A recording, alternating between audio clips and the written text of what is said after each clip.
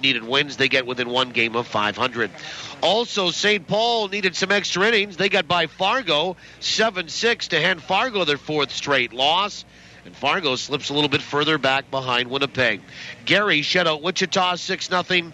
Amarillo doubled El Paso 10-5. And Kansas City shut out Newark, who were on their American Association swing from the Can-Am League. Kansas City got by the Newark Bears 3-0.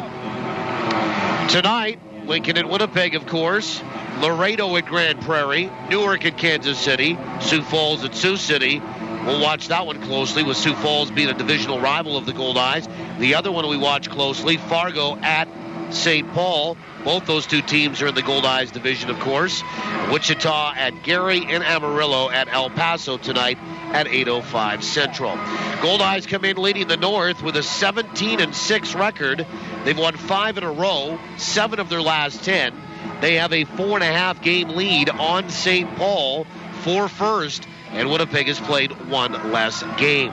Sioux Falls is behind St. Paul by 2 games and 6.5 in arrears of the Goldeyes. St. Paul is 13-11. They've won 3 in a row. Sioux Falls 2 games under 500. The inverse at 11-13. They've dumped 3 straight. Fargo, as mentioned, have lost 4 in a row. They are 6 games under 500 at 9-15. In the Central, Wichita leads with an 18-6 record. That is the best record in the league, and it's a half a game better than Winnipeg, as they have played 1 more game than the Goldeyes. The Wingnuts have played 24, the Goldeyes 23. Wichita has a 6-game lead on Gary, who are 12-12. 6.5 on Sioux City, who are 12-13. 7 on Kansas City, 11-13, and 7.5 on the Lincoln Saltdogs, who provide the opposition for the Goldeyes tonight at 11-14. The South Division is tight. 4 games separate the top 3 teams. Amarillo and Grand Prairie are tied atop the South Division standings at 14-10. Grand Prairie has won 3 in a row, including 2 straight after sweeping that double dip with Laredo last night. And Laredo 4 games back, 4 games under 500 at 10-14. And then El Paso 9 games back, the worst record in the league at 5-19. So look at the standings, the games last night, the games tonight. Everything is under the lights, including everything under the lights in the majors tonight as well. And one big basketball game to tip off for Game 1 of the NBA Finals tonight between Oak City and Miami in Oklahoma City. We'll keep you abreast of that, as well as all of the baseball scores around the American Association, the majors tonight. That's the Morning Line, brought to you by Assiniboia Downs. We'll take a timeout. When we come back, an opportunity to have a look at the pitching matchup here this evening. On the Rubber for Cal Tire is next after these on the Goldeyes Radio Network. Granny's Turkey invites you to think big, because now bigger really is better. Look for new Granny's seasoned boneless turkey breast in the frozen food aisle. It's big on flavor, big on nutrition, and it makes chicken breasts and steaks seem so tiny. New Granny's seasoned boneless turkey breast. Great on the grill or any way you like. Bigger is better. Granny's, great taste, healthy living. To find stores offering Granny's seasoned boneless turkey breast, see grannys.ca/barbecue. Don't just tune up your car this spring. Tune up your golf swing, too, at the Golf Dome. While outdoor ranges go through the snow to slush to swamp to skeeter cycle, you can be honing your swing for spring inside at the Golf Dome. Get the edge with golf lessons on the driving range, or hit courses from around the world with the Golf Dome's virtual golf simulators. So next time you think about a spring tune-up for this, be sure to make time for a tune-up for this. The Golf Dome. The Bubble, just off Sterling Lyon Parkway. What makes Tavern United Manitoba's #1 sports pub? Service second to none. Food that's right on point. And value that's big league all the way. And this summer, during Tavern United's Your Team, Your Tickets promotion, win weekly prizes and qualify to win season tickets to your Winnipeg Goldeyes, Blue Bombers, and of course, the Jets. So get your friends together for some frothy fun, fabulous food, and guaranteed good times at your New World Sports Pub, Tavern United. Unite tonight! It's Ken, and I'm just not going to do a regular commercial here. I'll tell you what Ken would do. Ken would read the whole ad on this here Kenwood two-way radio from Prairie Mobile. It's tough. Watch. See? Kenwood two-way radios will keep your business connected without the cell phone bill. Scramble features, and did I mention, it's tough. Two-way radios from Kenwood. It's what Ken would do, and you should too. After the sale, it's the service that counts. Prairie Mobile, your Kenwood authorized dealer. Now, let's get back to the Goldeyes pregame show with Paul Edmonds. Welcome back to our final segment of the Winnipeg Insurance pregame show. Ride to the Ballpark brought to you by Winnipeg Insurance, 889-2870. WinnipegInsuranceBrokers.com, 2 locations, Portage Avenue and on Waverly. Well, game 2 of this series, a much better night tonight, and thanks to all the folks that showed up last night and stuck it through. Boy, it was bitterly cold. It kind of hovered around 8 degrees Celsius for most of the night. We were into around mid-40s, I guess, Fahrenheit. It was cold. It's a little bit better here tonight for baseball for sure. Still not that warm. I mean, a lot of people with long sleeves here and hoodies and long pants, not many in shorts here this evening. The brave are those that like it a little bit warmer, such as myself, are in long pants tonight, and probably will be for the balance of this homestand, which concludes tomorrow, before getting down to Iowa, where it should be a little bit warmer starting on Thursday night in Sioux City. Let's have a look at On the Rubber, brought to you by Cal Tire. 5 convenient locations in the capital region, more across the province. We're more than just tires. Cal Tire, true service. And the pitching matchup here tonight looks like this. Gino Gonzalez will get the start for the 11-14 Lincoln Saltdogs. He just came off the disabled list, had 1 appearance out of the bullpen and looked pretty good, I'm told. He's a left-hander, 6'2", 210 pounds, resides in Las Vegas, Nevada now, and he is a veteran by status on this Lincoln Saltdogs team. And for Gino Gonzalez, he will make his 4th start, 5th appearance. He's 0-2 on the year with a 7.43 ERA, 13 1/3 innings, 20 hits, 11 earned runs, 6 walks, 14 strikeouts, opposition batting .345 against him. He has given up 4 home runs this year. That leads the starting staff, but he was disabled for a while. He had some arm soreness and apparently is good to go now. On the other side for the Goldeyes, left-hander Rich Hawkins will get the start. 5'11", 180 pounds, 22 years old, from Edmond, Oklahoma. He was okay in his first start, his debut last Thursday night in a Goldeye win in Lincoln, Nebraska. See what he does here tonight in his first start at home. Make his 2nd start of the year. In that start against the Saltdogs, he did pick up the win, so he's 1-0. His ERA just under 7, 6.75. He worked 5 1/3 innings last Thursday, gave up 5 hits, 4 earned runs. He walked 1, did not strike out a batter, and Lincoln ended up hitting .250 against him. So we have a rookie left-hander for Winnipeg at 17-6 coming in, winners of 5 straight, and a veteran lefty for the Lincoln Saltdogs here tonight as they look to get off the schneid, end a 2-game losing skid, and get a little closer to 500. They are 3 games under. The Goldeyes are 11 games over and leading the North Division by 4.5 on St. Paul. And again, we will provide you with updates frequently from that St. Paul Fargo game and Sioux Falls and Sioux City. Those are definitely on the radar here tonight. As mentioned, Darren Dunn from Assiniboia Downs will join us somewhere around the 3rd, bottom of the 3rd, top of the 4th.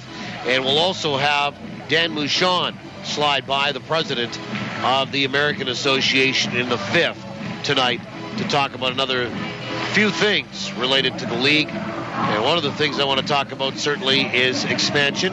It's always a hot topic because it's always exciting if there's new cities coming in. But just with the 13-team league right now, you wonder if there's going to be an opportunity for a 14th real quick, or whether they have to continue with interleague play, as there's only 5 teams in the Can-Am League. They need it until they get an even number of teams, and same with the American Association. And while we're at it, we'll talk with Dan Mouchon, president of the American Association, about his feedback on interleague play between the Can-Am League and the American Association. Goldeyes in white tops, white pants, all grays for the Lincoln Saltdogs here tonight for Game 2 of this series. Fireworks to follow. $5 get you in the ballpark if you're not doing anything tonight.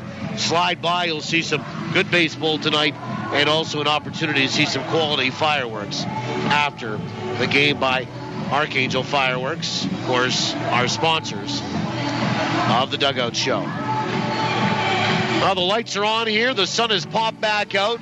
Field is dried out nicely after the rain on the weekend and then into yesterday as well.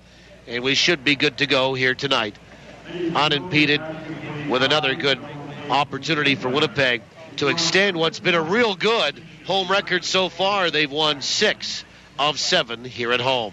That's it for the pregame show. We'll step aside for the anthems when we come back. Starting lineups, first pitch. Goldeyes, Saltdogs up next from downtown Winnipeg on the Goldeyes Radio Network. Luxury, convenience, comfort. Have it all with Premier Executive Suites. For business travelers who are always on the move, Premier Executive Suites is your home away from home. You can relax in your comfortable living room, grab a midnight snack in your complete kitchen, and do that last-minute load of laundry with your handy in-suite washer and dryer. Book your extended stay in Winnipeg with Premier Executive Suites. Visit premiersuites.com to make your booking today. Take more of your life with you with Premier Executive Suites. The Field of Dreams Foundation helps kids in need by supporting children's charities. I'm Tony Fletcher, president of the Field of Dreams Foundation, urging you to help out by picking up our special coupon book at Shaw Park for just $5. It's packed with $100 in savings at popular ballpark concessions and local restaurants, or you can pledge an amount per Goldeyes strikeout in the Fillmore Riley K's for Kids program. Learn more at goldeyes.com. Thanks to you, the Field of Dreams Foundation continues to make kids' dreams come true. Yep. There's lots of storage reality stuff on TV these days, but in Winnipeg, real people prefer real storage at Storageville. Why? 2 super convenient locations, both with really easy access to your locker. It's absolutely secure and always pristine clean. Learn more about Storageville's many wow factors at storageville.ca and sign up for upcoming auction alerts. Never know what treasures you might find. Storageville, where Winnipeg stores. Yep. Recycle everywhere. It's a swing, and he popped it up. Has he got it? The ball was caught, but not by a glove, Mike. Looks like it landed inside a Recycle Everywhere bin. I'd recognize that little blue bird anywhere. They're everywhere these days. Beverage container recycling is expanding in Manitoba. Look for Recycle Everywhere bins at Shaw Stadium and other public places. Visit us at recycleeverywhere.ca. Recycle everywhere. You've got the best seat in the house, your house, with live Goldeyes coverage you can take anywhere. Only on TSN 1290. Now, back to the voice of the Goldeyes, Paul Edmonds. Well, Rich Hawkins will get his first start here at home. Second is a Goldeye. This is game 24 for the Winnipeg Goldeyes Baseball Club. After tonight, 24% through their schedule, 100 games. And the starting lineups tonight are brought to you by Lazy Boy Furniture Galleries. Fans, when you visit the Sky Suite level here at Shaw Park, make sure to stop and relax in one of the 3 Lazy Boy Comfort Zones. Each Lazy Boy Comfort Zone is fully furnished with the latest Lazy Boy sofas, love seats, coffee tables, and their world-famous recliners. Winnipeg Goldeyes would like to thank Lazy Boy Furniture Galleries, located at 1425 Ellis Avenue, for their support. Lazy Boy Furniture Galleries, live life comfortably. While Rich Hawkins, a left-hander out of Oklahoma, will face a Lincoln lineup that looks like this. Joe Spears to lead it off. He's at short. Mike Provencher will bat second for Chris Miyake, and Provencher will play in center field. Awesome Shaw out in left, gets vaulted in the order to third today. John Alonso bats cleanup. He's the first baseman, leads the league with 29 RBI. Stephen Holdren is out in right. He bats fifth. The DH is Tommy Calero. He hits sixth. And the bottom 3 for the Lincoln Saltdogs at 11 and 14 on the year. Jared McDonald hitting 7th, playing at third base. Brad Payne bats 8th. He's at second. And former Goldeye and Fargo Moorhead Red Hawk catcher Alan Rick will catch for Lincoln tonight. He'll bat 9th. That lineup again for Chris Miyake's Lincoln Saltdogs. Spears, Provencher, Shaw, Alonso, Holdren, Calero, McDonald, Payne, and Rick. Glad to have you along tonight, right across the province tonight from Swan River to Neepawa to Gimli and down into the capital region here. And all points in between, wherever you're hanging your hat tonight. And hi to our American friends tuning in on the World Wide Web. As Joe Spears will lead it off. Lincoln in all gray, Goldeyes in all white. And Spears 0 for 3 last night, steps in. First pitch is swung on and missed. A changeup at 7:06 for a swinging strike. And we're underway tonight in downtown at 6 minutes after 7 o'clock Central. Tonight's opening pitch brought to you by the Greenwood Inn and Suites. The 0-1 is low, 1 ball and 1 strike. Make the Greenwood Inn and Suites your home base for all your accommodation, dining, and meeting needs in Winnipeg. Call toll-free today or any day, 888-233-6730. Pitch is swung on, bounced out toward third. Easy pickup for Ramon. Throws a little bit high, but pulled down by DeCaster over at first. And there's one away on 3 pitches. Joe Spears is retired. And the batter is Mike Provencher.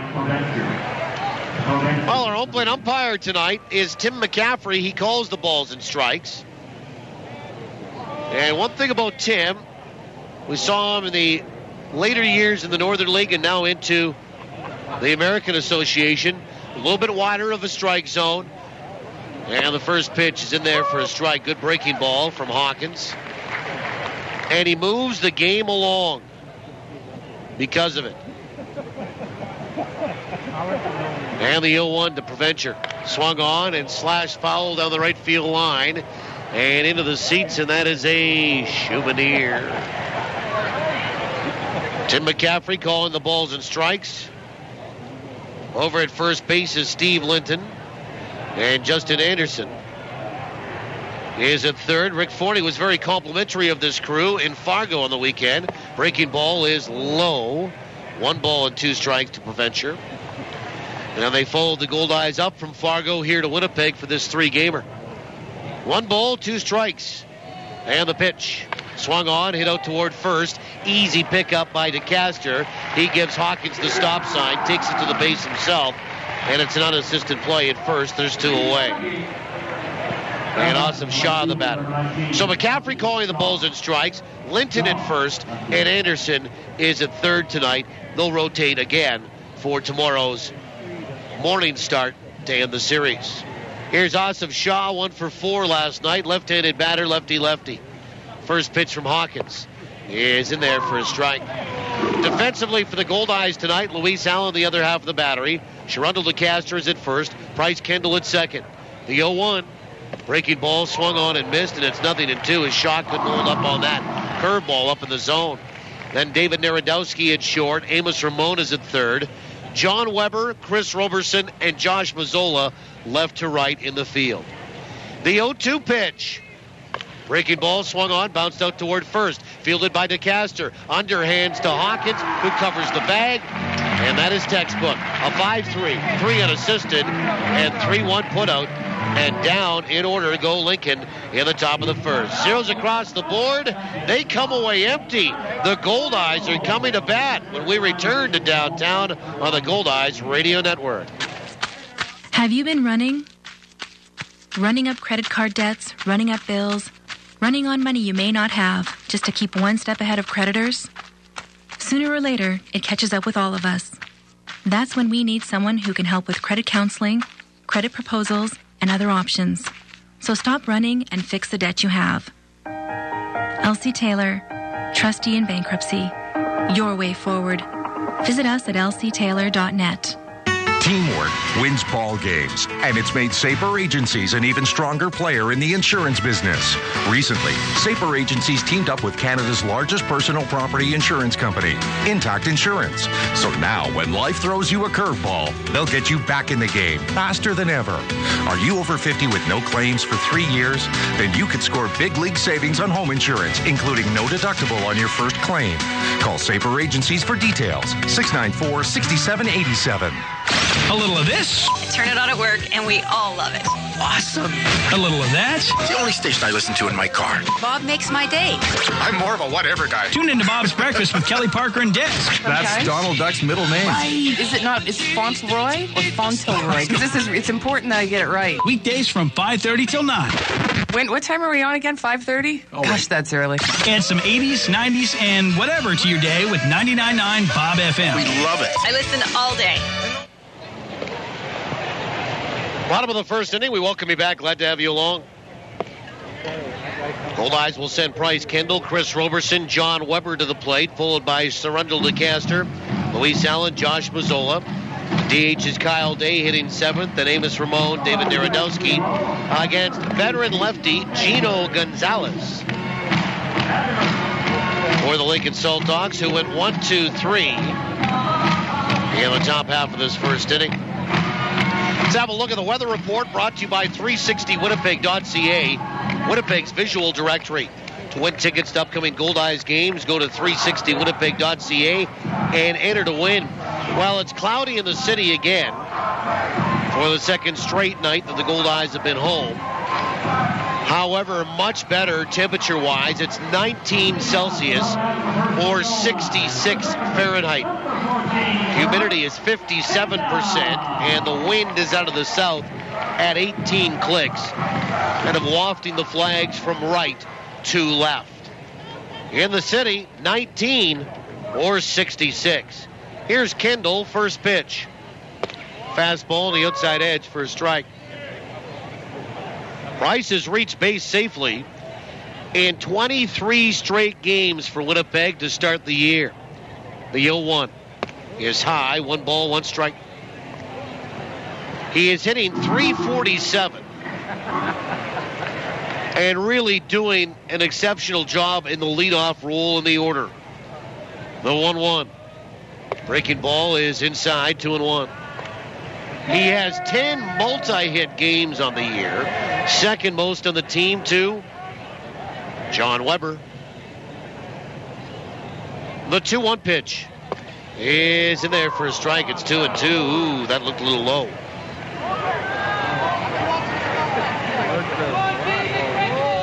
And Kendall with hits in 13 of 14 games coming in. 2-2. Swung on, ground ball off the shins of Gonzalez out toward third. McDonald up with it, throw to first, not in time. Infield hit, make it 24 straight on base for Kendall. And now hits in 14 of the last 15. And the Goldeyes have the leadoff man aboard. And here's Chris Roberson. And for Bryce Kendall, who has the second best batting average in the league, or pardon me, on the team, his on-base percentage, .425. First pitch is swung on and lined to the gap in left center, and that's going to hit the ground running, go toward the warning track. They're going to wave Kendall in around third. He speeds for home. Here comes the relay, and Kendall will have a collision. Catcher goes down. Kendall scores. Ball goes to the backstop. Kendall's hurt. Alan Rick is hurt, and all the way to third on all of that is Roberson. As Kendall kind of collided with Rick, wanted to get out of the way, but Rick was tracking the baseball. And he moved, and Kendall went in almost on the Charlie horse or around the leg area with his shoulder, and Price is hurt, and Alan Rick is down all around home plate, and both guys are shaken up. Winnipeg will score a run on that RBI double by Roberson. He gets to third on the throw home on the relay.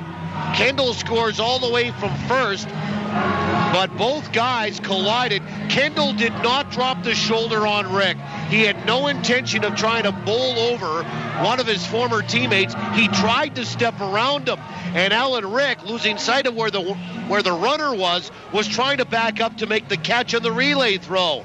Lost sight of Kendall. They collided, and both guys are pretty woozy. Kendall is now on all fours in front of home plate, now up to his feet. Alan Rick is outside that home plate cutout area in foul territory on the grass toward the Goldeyes on deck circle. And both trainers from the respective teams have come out to attend to their players. I think Allen got something in the Charlie horse or knee, and that was from either Kendall's head or shoulder.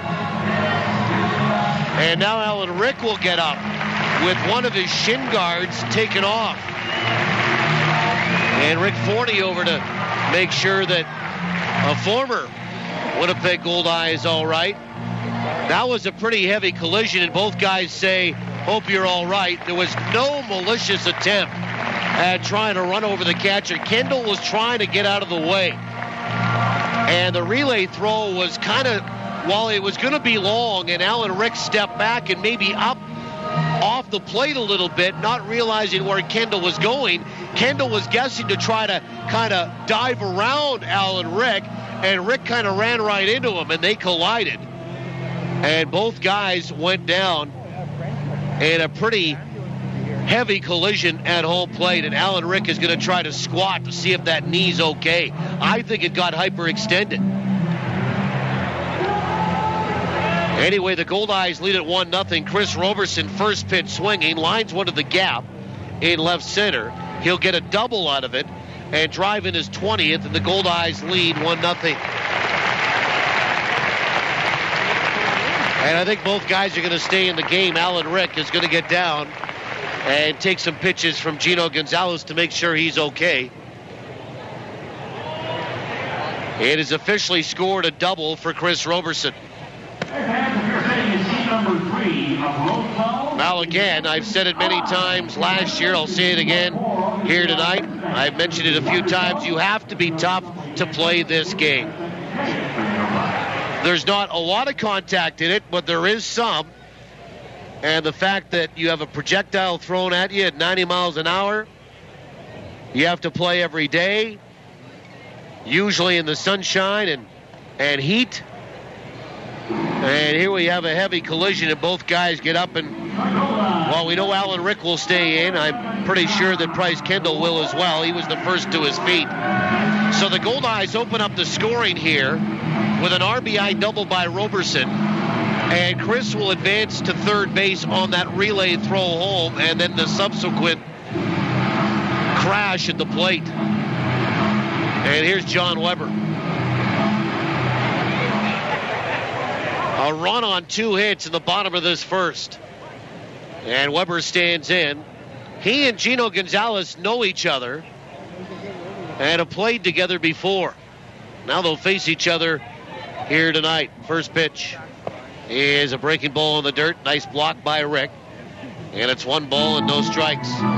John Weber batting .384. Top batting average on the team and the 4th best batting average in the American Association. As mentioned, he leads the team with 12 multi-hit games out of the 23 that the team has played.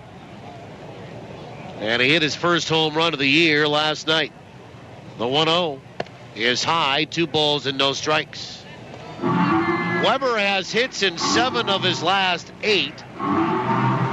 And last night not only had a home run but a double, so both his hits were for extra bases in the 4 trips.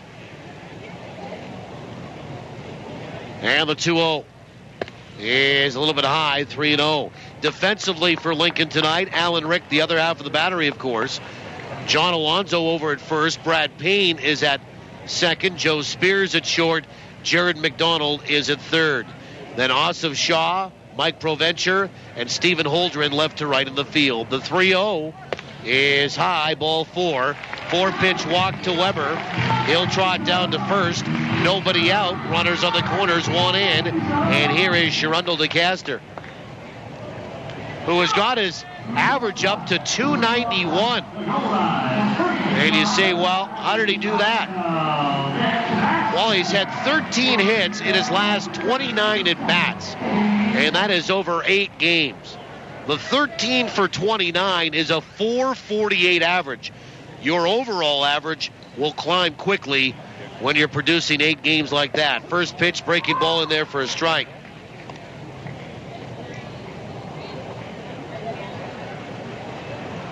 Nothing in 1 to Sherundle DeCaster, who was 1 for 3 with a walk last night. The 0-1. Swing and a miss, and that change of pace as DeCaster went up and chased the pitch up in the zone. Off speed as well, and it's 0-2. DeCaster with 3 homers and a team-leading 20 RBI. Now Roberson moves into a tie with him with 20 ribbies as well. And the 0-2. Swing and a miss. DeCaster on a breaking ball went chasing way out of the zone. Strikeout here for Gino Gonzalez. And there's one down for Luis Allen. And Allen will step in from the right side. Luis Allen, another guy that has fashioned double-digit games in having multi-hits. He and Price Kendall both have 10 multi-hit games this year. Weber has 12. And Luis was 3 for 4 with a double last night. First pitch is low and inside, ball 1. Weber over at first does not have a stolen base. John runs well, but against a left-hander in Gonzalez, you won't be able to get a great lead. Now, I know Winnipeg would like to run themselves out of the double play proposition with runners on the corners. Throw goes over to first, and now cross diamond throw by the first baseman Alonso to McDonald. Now, Roberson got back in plenty of time, but McDonald kind of had to leap at third base. Otherwise, if he doesn't, that ball gets sailed away at third base, and Roberson pops up and scores easily. 1 ball, no strikes.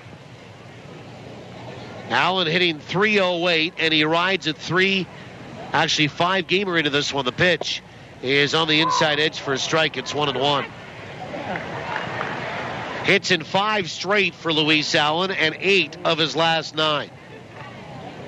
Goldeyes lead at 1-0 here in the bottom of the first inning. Rick Forney was talking about his team doing well last night, but one of the areas they didn't was situational hitting like this. 1-1, swung on, hammered down the left field line, but it will be foul. And out of play, ball and 2 strikes.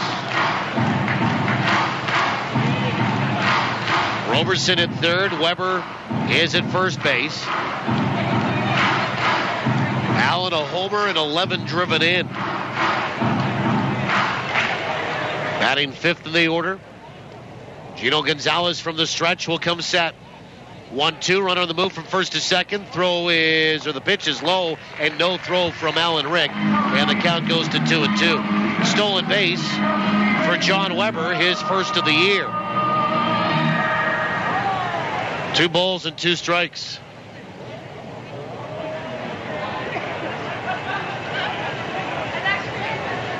And Weber stands in from the right-hand side. Infield pulled in. And the pitch.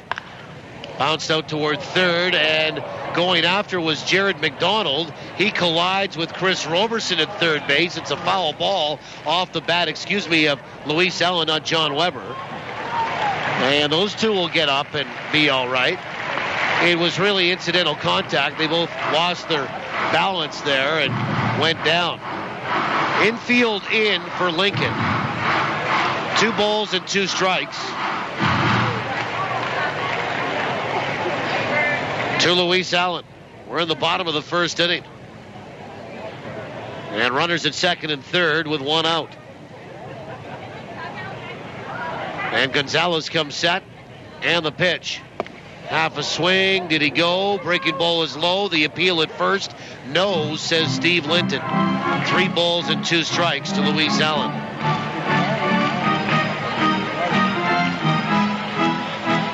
Three balls, 2 strikes. A full count. And the pitch. Swung on, line to the gap in left center. That will drop for a base hit. In to score, Roberson. Here comes Weber. Here comes the throw. It's up the line. Alan Rick makes the catch on it, but Weber scores standing on a 2-run single by Luis Allen. And the Goldeyes have scored 3 runs in the first inning for the second straight night. Baby! And Allen provides RBI 12 and 13. Really good at bat for Luis. And there's only 1 out. And 3 in. And here is Josh Mazzola. And Mazzola, 4 home runs to lead the team, all on the road. He was 0 for 4 last night. And lucky number 13 stands in from the right-hand side. First pitch. Inside, ball 1. Tomorrow morning, we're on the air at 10:30 on our originating station, TSN 1290. For a half-hour pregame show, 11:05, first pitch. The 1-0 is low, 2 balls and no strikes. Ace Walker will get the start. 3-0 with a 3 flat earned run average. And he'll face fellow right-hander Ryan Sheldon, who's 2-1 with a 3.07. Should be a good one based on the past performance sheets of both pitchers. The pitch is in there for a strike, and it's 2-1 to Mazzola. Josh batting .216. 4 homers and 16 driven in. 2 balls, 1 strike. Gonzalez will come set. The 2-1 is high. 3 balls and 1 strike. Goldeyes are hitting .269 as a team coming in at home. .301 on the road. Now that gets a little bit skewed because of more games on the road. The 3-1 is high, ball 4. Second walk issued by Gonzalez. And there's Goldeyes at first and second with only 1 away. 3 in. Kyle Day, the DH, will step up, and we will get a call for time as pitching coach Jared Gardner will go out to have a little chat with his veteran pitcher. Yeah, we'll see, I guess, as the Goldeyes have or get to play an equal number of games at home as on the road. Now, don't forget, after tomorrow, they go back out for a week, 7 full games. And when they're done playing that, they will have played 14 more games on the road by the 20th of this month than at home. Now, they get 7 of those back at the end of this month, and then a lot back in July, where they'll actually, at one point in July, have played more at home than on the road. But here we are, sitting at June the 12th already, and the team, after tomorrow's morning start and afternoon finish, will head back out for a game on Thursday night to start a 7-game swing through Sioux City and Sioux Falls on Thursday evening. Mound meeting is over. Here's Kyle Day, 0 for 3 last night, and 1 for his last 7 with 4 strikeouts.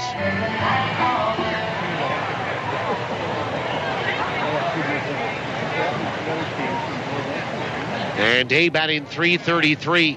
First pitch is in there for a strike. Kyle, no homers and 1 driven in. Lefty-lefty matchup here. 3-0 Winnipeg in front. Only 1 out. Runners at first and second. A long pause. The 0-1. Swung on, and that is slashed out toward third. It's a fair ball as it went off the pillow. McDonald couldn't get to it. Goes down the left field line. In to score is going to be Allen from second. Up to second is Day. Over to third is Mazzola. Well, that hopped off the pillow as Day went the other way. Gets an RBI double, and it went off the bag and really cut away from McDonald, who had no chance to pick it up. He had to chase it down the line, and actually Asif Shah, the left fielder, was the one that got to it first. And the Goldeyes lead it 4-0. And here is Amos Ramon. And Lincoln is going to get somebody up in the bullpen to start throwing. It will be number 14 in Tyson Povey. First pitch to Famous Amos is a fastball that's high, ball 1. Ramon 1 for 2 last night. And he's 7 for his last 27. And the 1-1 pitch. is in there for a strike, and it's 1-2. Goldeyes, 4 runs, 4 hits, 2 on, only 1 out. Runners at second and third, and Gonzalez working from the full line. 1-2 pitch. Swung on and slashed foul down the right field line and on top of the roof. Here at Shaw Park, down by who's on first. Mazzola at third. Day is at second. Amos batting .253. A homer and 12 driven in. The 1-2. Swing and a miss and a changeup, and Ramon down on strikes. So 2 away, and Gonzalez has recorded both outs via the strikeout, and here is David Narodowski. And Narodowski hitting 200 right on the button coming in. And a right-handed batter against this left-handed throwing veteran, Gino Gonzalez, who was 0-2 on the year. First pitch.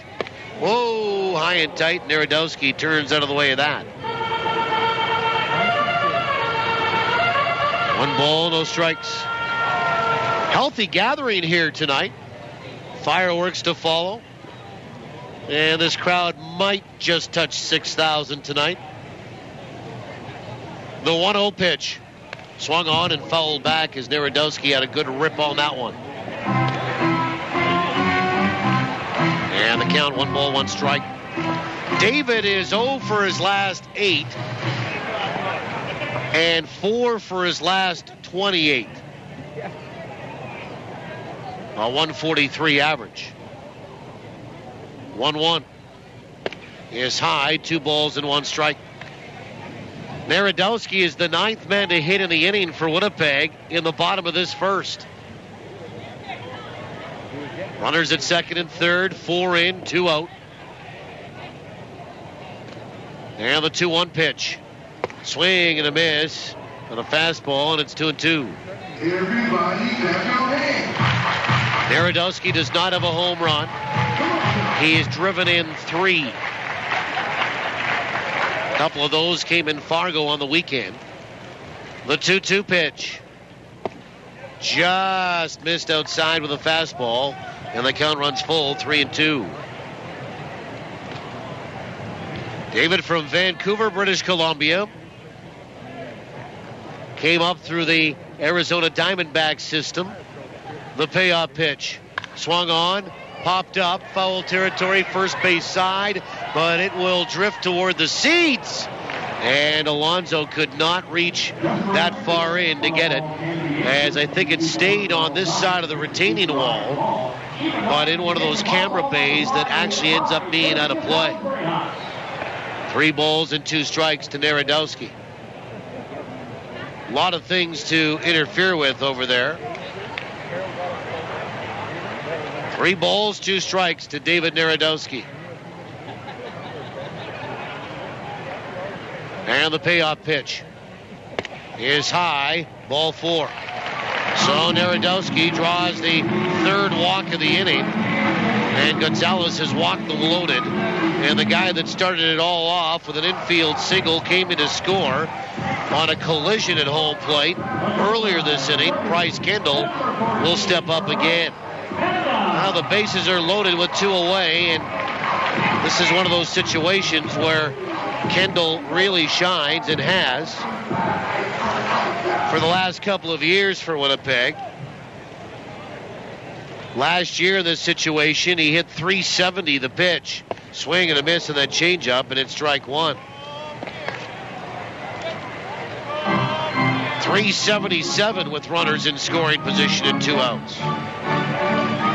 The only one better was John Weber at .400 last year. And again, Kendall doing it this year.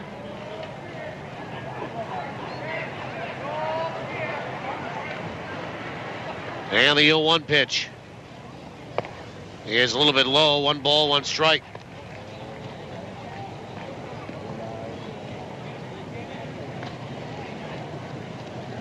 Kendall 1 for 1 tonight. 3 for 5 in the series. 1 ball, 1 strike.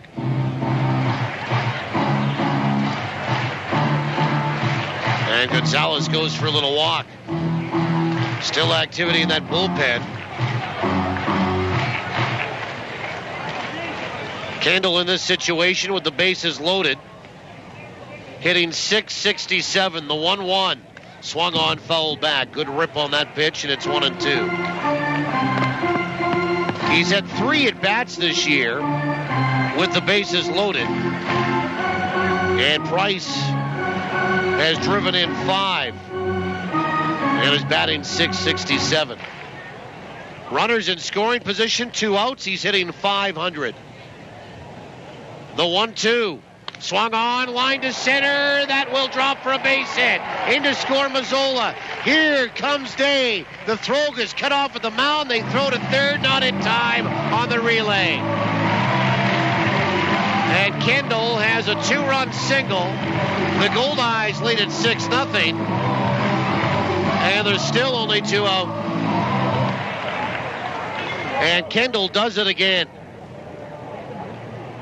So Mazzola scores, Day scores, and Narodowski goes first to third. And here comes Chris Miyake, and that's going to be it for Gino Gonzalez. The Lincoln Saltdogs are going to go to the bullpen.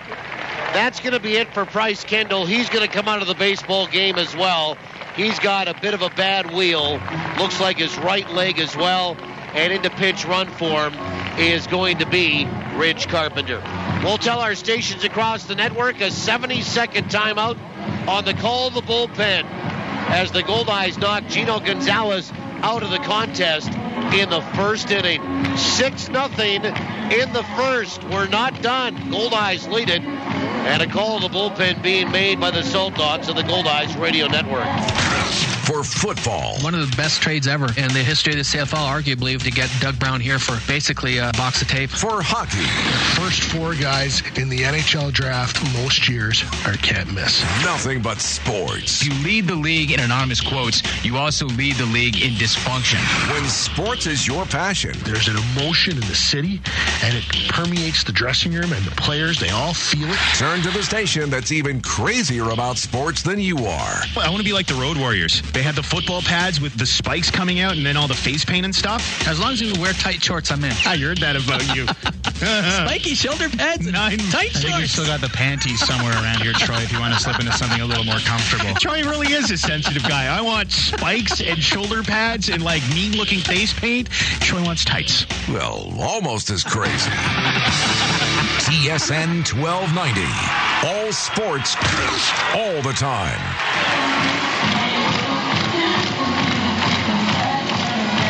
Well, Tyson Povey will come into the baseball game. And he relieves Gino Gonzalez in this first inning. So Lincoln looking for some long relief here. And they trail 6-0. And the Goldeyes have runners on the corners. Gino Gonzalez tonight, 2/3 of an inning, 5 hits, 6 runs, all earned, 3 walks, 2 strikeouts, and he gives way to Tyson Povey. Gonzalez, the pitcher of record on a losing side. Pitching change brought to you by Johnson Waste Management, 4520909. Here's Chris Roberson. He's batted once already in this first inning from the right side and drove in a run with a double. Now he steps around against a right-hander in Povey and will bat for the left-hand side. And Povey comes set, runner on the move from first to second. Throw down to second by Alan Rick, not in time. And the pitch was low for ball 1. A stolen base for Rich Carpenter, who takes over in a pinch running situation for Price Kendall, who comes out of the baseball game. After that collision earlier this inning with Alan Rick. The 1-0 is a breaking ball low and inside. 2 balls and no strikes. So runners at second and third again for Winnipeg. And the Goldeyes leading 6-0. And Roberson is 1 for 1 with a double and an RBI tonight. His 20th run batted in. For Tyson Povey from Ogden, Utah, a rookie, 6'3", 220, a right-hander. The 2-0. Swing and a miss. And it's 2 balls and a strike. He was in Lincoln last year, did not pitch. Was in Lincoln 2 years ago in 2010, did not pitch last year. He is 29 years old. He is Tyson Povey. The 2-1. Swung on, clubbed toward the gap in left center. Pretty high. Awesome shot going back. Nobody's going to get there. Off the warning track. Kisses up against the wall. Roberson strides around second. Heads for third. Slides in safely. With a 2-run triple. 8-0 Winnipeg. And boy, can he glide.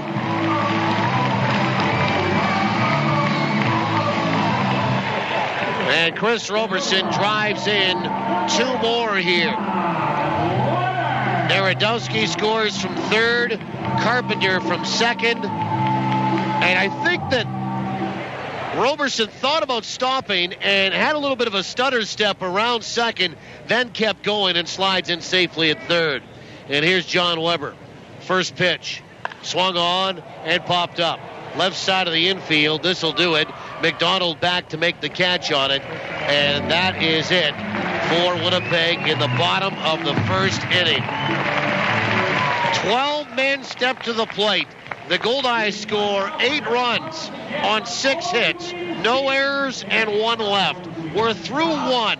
Winnipeg puts another 8 spot on the board against Lincoln in a game for the second time in a week. And Winnipeg leads at 8-0 going to the second. You're listening to Goldeyes Baseball. Dandy of an inning for Winnipeg on the Goldeyes Radio Network. Support your own. The Goldeyes and Fort Garry Brewing. Located right here in Winnipeg, Fort Garry Brewing is Manitoba's #1 brewery, crafting a full spectrum of delicious beers and ales, including the award-winning Fort Garry Dark and fan favorite Fort Garry Pale, both of which are available at Shaw Park. So cheer on the home team. Fort Garry Brewing, Manitoba made, Manitoba's own. One little drop of oil can spoil 1,000,000 drops of water. So put used oil in its place. Call or click for information. Used oil recycling is giving away free Goldeyes key tags at 12 select home games this season with 3 ways to win. If the number on the back of your key tag is drawn in the second inning, you could win a $50 gift certificate from Future Shop. If you activate your key tag online and your keys are ever lost, they'll be returned for free. Once your key tag is activated, you are entered for a chance to win an autographed Goldeyes jersey. The draw will take place at the last game of the season. Mr. Oil Drop reminds you to keep your environment clean and green by recycling your used oil and antifreeze products. UseOilRecycling.com. Hey, Manitoba, do it now. UseOilRecycling.com. Call 1-888-410-1440. Make every drop count. You're listening to Goldeyes Baseball Live on TSN 1290. Brought to you in part by Avalon and the Gulf Dome. Top of the second inning, and the first pitch is low and inside to John Alonso. Winnipeg sending 12 men to the plate, scoring 8 runs. In the first, they lead at 8-0. And a little run support here for youngster Rich Hawkins. Pitch in there for a strike. It's 1 ball, 1 strike to John Alonso, followed by Stephen Holdren and Tommy Calero. The 1-1 pitch is low, 2 balls and 1 strike. 2-1. And the pitch. Swing and a miss, and it's 2-2. Alonso 0 for 4 last night with a couple of strikeouts. And as he leads off the second here against Rich Hawkins, making his second start as a Goldeye. Second as a pro. First in Winnipeg. 2-2 curve swung on and fouled off of catcher Luis Allen, who could not squeeze it. We do it again. Well, folks, drop in a Home Run Sports at De La Sainterie Boulevard in Bishop Grand and enter to win in the Home Run Sports home run inning. Here's how it works. If a Goldeye player hits a home run in any inning, and we pick your name that day, you'll receive an Easton prize package courtesy of Easton Sports. 2-2. Swung on, lined out to left field. Carpenter is right there, and he'll make the catch. By the way, we should probably tell you about some of the positional changes here. Rich Carpenter came in to run for Price Kendall, so he goes out to left field. John Weber comes in from left to play first base, and Sherundle DeCastro goes from first to take over for Kendall defensively at second. One away on a fly ball to left field, and the batter is Stephen Holdren. First pitch is just outside, ball one. Now again, the one thing that you need to do if you want to play the Home Run Sports home run inning, and it's free, by the way, no cost to enter, the 1-0. Swung on, ground ball right side, that's going to get through. And Stephen Holdren has a one-out single in the second inning. First hit tonight for Lincoln, and only their fifth in the series. They were limited to 4 base knocks last night. And the batter, Tommy Calero, the DH. Well, you must hear your name on this program in order to know that you're a winner, or have a friend tell you if they're listening. We've mentioned that before. And afterward, if you have heard your name, somebody else has heard it, been in contact with you, emailed you, texted you, BBM, Facebook, Twitter, the pitch, swung on, fouled back, and it's strike one to Calero. Well, then it's incumbent on you, the winner, to contact Home Run Sports within 30 days to claim your prize. You can do that in person or by calling 255-7687. The 0-1 is inside, 1 ball, 1 strike. While there was 1 home run hit by the Goldeyes last night, it was John Weber's first of the year, a 3-run shot, and it made Carl Willis the 1-1 outside. 2 balls and 1 strike. It made Carl Willis a winner on the Home Run Sports home run inning. Carl Willis, you have 30 days to contact Home Run Sports. Pitch is swung on and popped up into left field. Here comes Carpenter in, and he'll make the catch as Narodowski, the shortstop, went back but wasn't going to catch up to it. Easier play for Rich Carpenter in left, and he makes the squeeze, 2 away. So Carl Willis, 30 days to contact Home Run Sports as a winner on the Home Run Sports home run inning on John Weber's first of the year last night. We do it every night. It's the Home Run Sports home run inning brought to you by Home Run Sports. We've got you covered from prospect to pro. Bishop Grandin, 1 block west of Lajimodiere. Home Run Sports, get ready for your game. Here's Jared McDonald with 2 away. First pitch, swung on, chop route toward first, easily fielded by Weber. Stop sign on to Hawkins, and Weber turns and puts his shoe on top of the pillow at first, and that is it for Lincoln in the second. No runs, 1 hit, 1 left. We'll go to the bottom of 2. We'll play some trivia. Meanwhile, the Goldeyes lead it 8-0 after 1.5. You're listening to Goldeyes Baseball from downtown Winnipeg on the Goldeyes Radio Network. Swing into spring at Salisbury House, and you could be watching the Goldeyes swing their bats free. Sal's is proud to introduce Extras, 4 great new taste sensations. Swing into spring and try new Extras, and you'll receive a free High Five Goldeyes ticket voucher at all participating Salisbury House locations. But there's more. You also get to enter to win a Goldeyes suite to watch a home game in style with family and friends. So swing into spring with new Extras at Salisbury House. Your house, your food, your way. Fix it, build it, or buy it. No matter what, you can feel right at home with an SCU mortgage. We offer builder mortgages to full benefits mortgages, all built with comfortable values you know and trust, all with flexible rate options tailored to meet your needs. So whether you're fixing, building, or buying, talk to an SCU mortgage specialist today. Steinbach Credit Union, taking care of the world's most important mortgage, yours.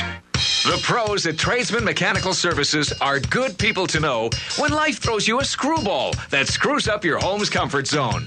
They're experts, so they can install and service all the latest York heating and air conditioning products. Tradesman Mechanical has a 24-hour service desk, so when trouble strikes, call anytime. They service all makes and models because your comfort is their business. Tradesman Mechanical Services. They can help your home run better. Well, we move to the bottom of inning number 2. The Goldeyes lead it by a score of 8-0. And Tyson Povey's first pitch to Sherundle DeCaster is swung on, bounce left side, foul. And the home half of 2 is underway with strike 1. DeCaster 0 for 1. He struck out in the first inning. Gino Gonzalez was lifted after 2/3, giving up 6 runs. And the 0-1 is outside. 1 ball, 1 strike. Actually, you can close the book on Gonzalez. He gives up all 8 as he left with 2 runners on. And Povey gives up that 2-run triple to Roberson. And the inherited runs. Pitch is down and away, 2-1. So 2/3 of an inning, 5 hits, 8 runs all earned on Gonzalez. 2-1. Swung on. That's punched out toward right field. And right there is Holder, and he'll make the catch as he moved in toward the gap. And there's 1 away. Yeah, your ERA will take a beating when you give up 8 earned runs. 8 earnies in 2/3 of an inning.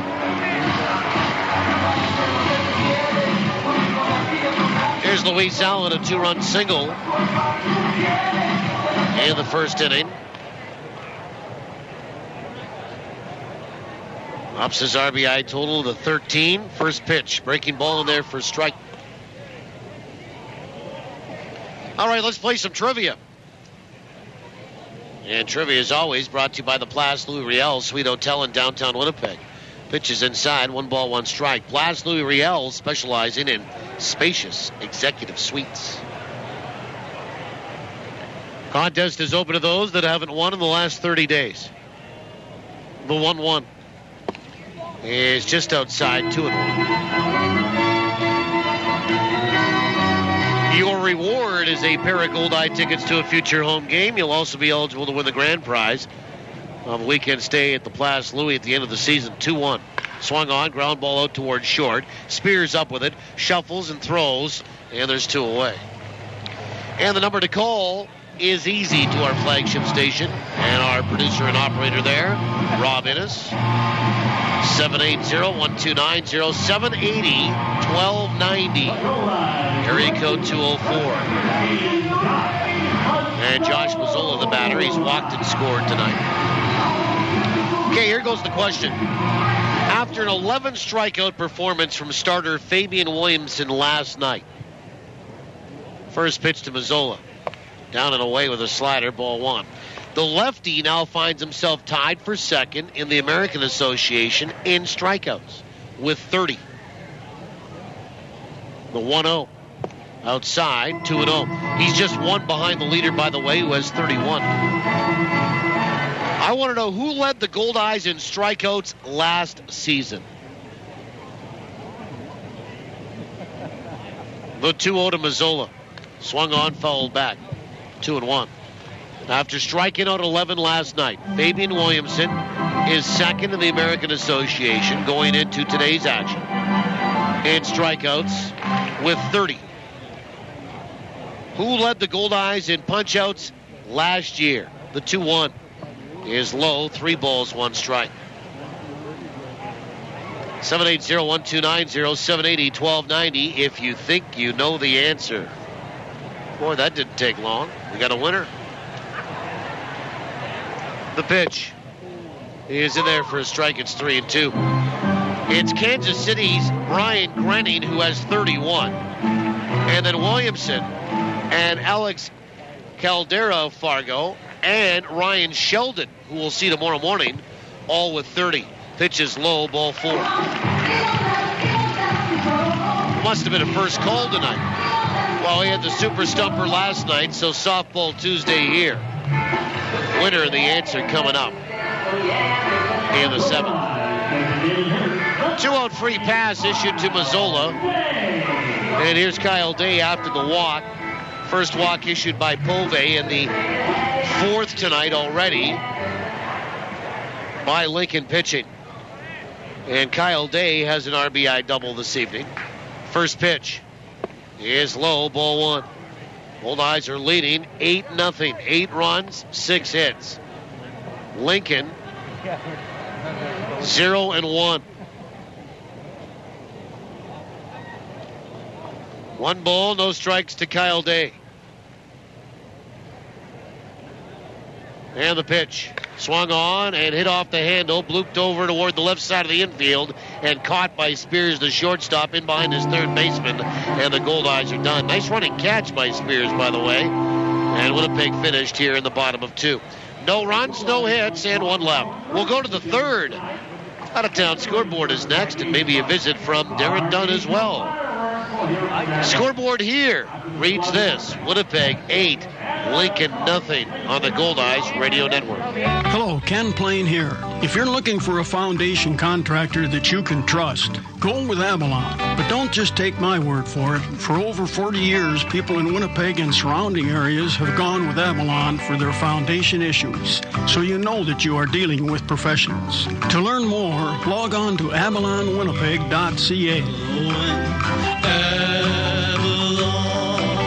Go with the name you trust. Go with Avalon Construction.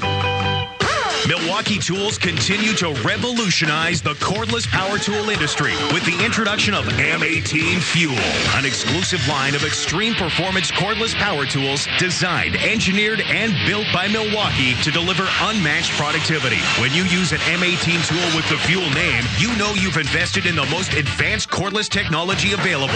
Simply put, Fuel delivers unmatched power, runtime, and durability on the job site. Fuel, built for the industrial industry. Ever try sucking an orange through a straw? How about 5? Oh, come on! It can happen, because we're blending up a difference at Jugo Juice. Our fresh fruit smoothies knock it out of the park with over 5 servings of fruit jammed into every 24-ounce cup. This season, make it a mini combo with a zesty Southwest chicken wrap. Get healthy on the go with Jugo Juice. Find us at Shaw Park and online at jugojuice.com. You want Goldeyes baseball? We've got it. This is TSN 1290, and you're listening to the voice of the Goldeyes, Paul Edmonds. Well, we go to the third, and the first pitch to Brad Payne is low for ball 1. And so is pitch number 2. Actually, it's called a strike. So the count: 1 ball, 1 strike. Rich Hawkins works into his third. Some run support here tonight. Goldeyes lead at 8-0 after 2. Pitch is outside, 2-1. It's Brad Payne, Alan Rick, and Joe Spears. 8, 9, and 1. The 2-1 is in there for a strike. It's 2-2. 2 balls and 2 strikes. The 2-2 pitch. Swung on, and that is hit out to right field. Mazzola closing the distance in the gap, and he got there in plenty of time, actually. He actually stopped and made the catch for the first out. Brad Payne is retired, and here's Alan Rick.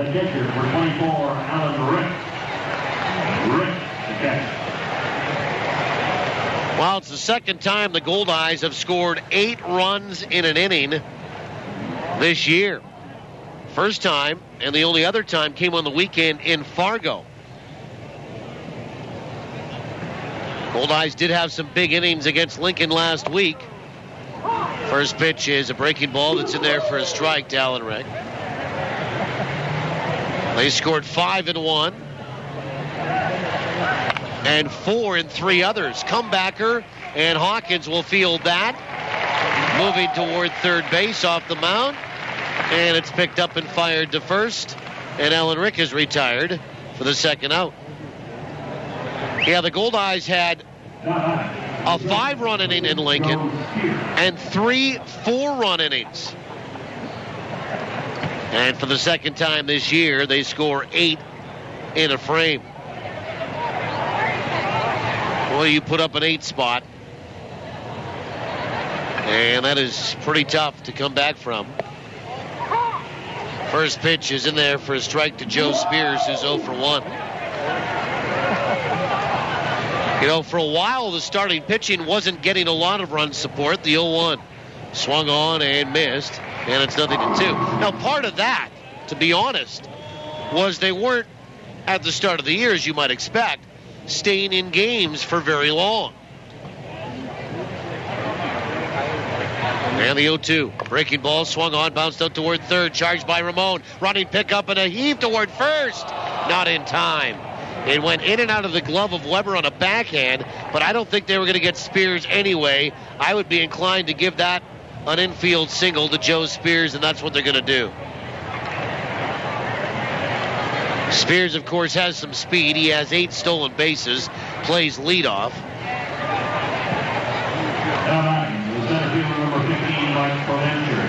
And here is Mike Provencher.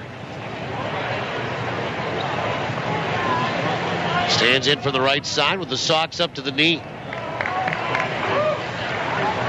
And Rich Hawkins with 2 away here in the third goes to work from the stretch. The first throw goes over to first base.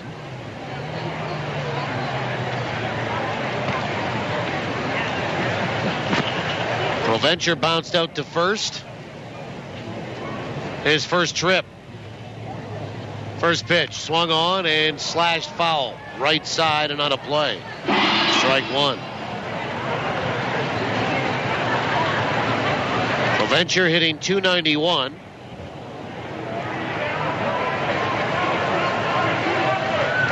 Couple of homers and 15 driven in. Rich Hawkins from Edmond, Oklahoma will come set. And the pitch, swing and a miss, and it's 0-2.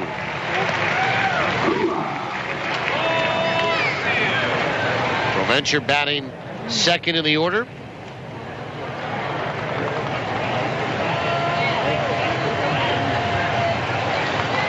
Hawkins will come set. And a throw goes over to first base. Starting pitchers for the Goldeyes, and it was a little bit lower than of late. And this will help here tonight. Their run support per game was 3.3 runs. And again, that will go up tonight.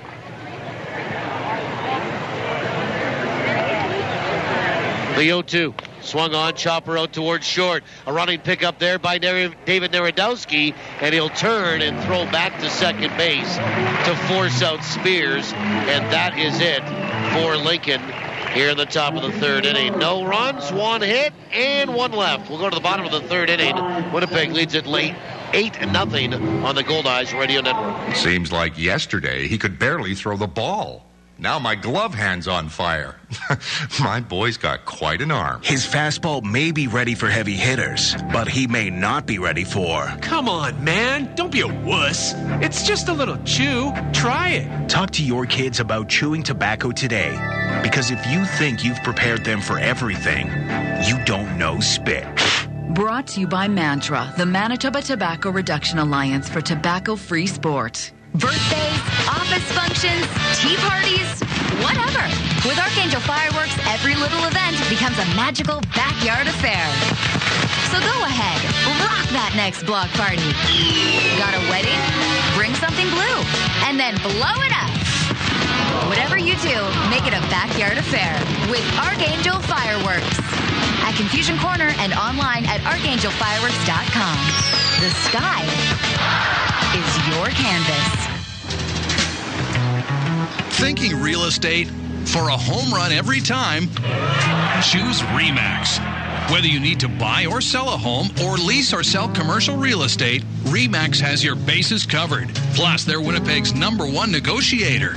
Find your dream home or invest for your future. Outstanding agents, outstanding results. RE/MAX. Visit remax-winnipeg.com to find your agent today. Oh, we go to the bottom of the third inning, and Amos Ramon will lead it off for Winnipeg. It's Ramon, Narodowski, and then Rich Carpenter, who came in to replace Bryce Kendall. 8-0 Winnipeg. First pitch from Tyson Povey, who works into his third inning after replacing the starter Gino Gonzalez in the first after 2/3 of an inning. Is outside, ball 1. The 1-0. Swung on, fouled back, and it's 1 ball, 1 strike.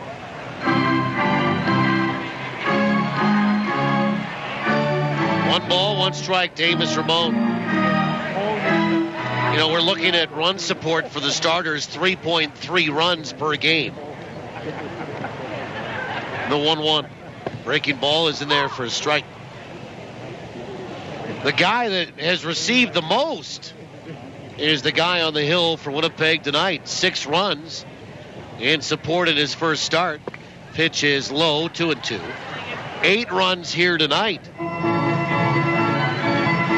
The guy that's suffering was the starter from last night, who was exceptional, Fabian Williamson. 2-2. Here's a called third strike on the outside corner, and Amos will go down via the K for the second time tonight. Swinging in the first, looking here in the third, and here's Narodowski walking a run scored. Fabian Williamson gets on average 2.6 runs of support per game, per start.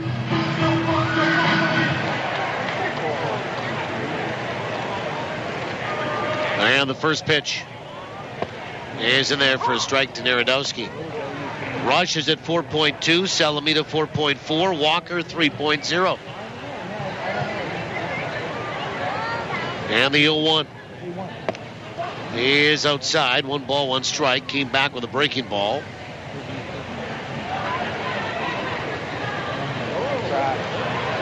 One ball, 1 strike. And the pitch is in there for a strike. It's 1-2.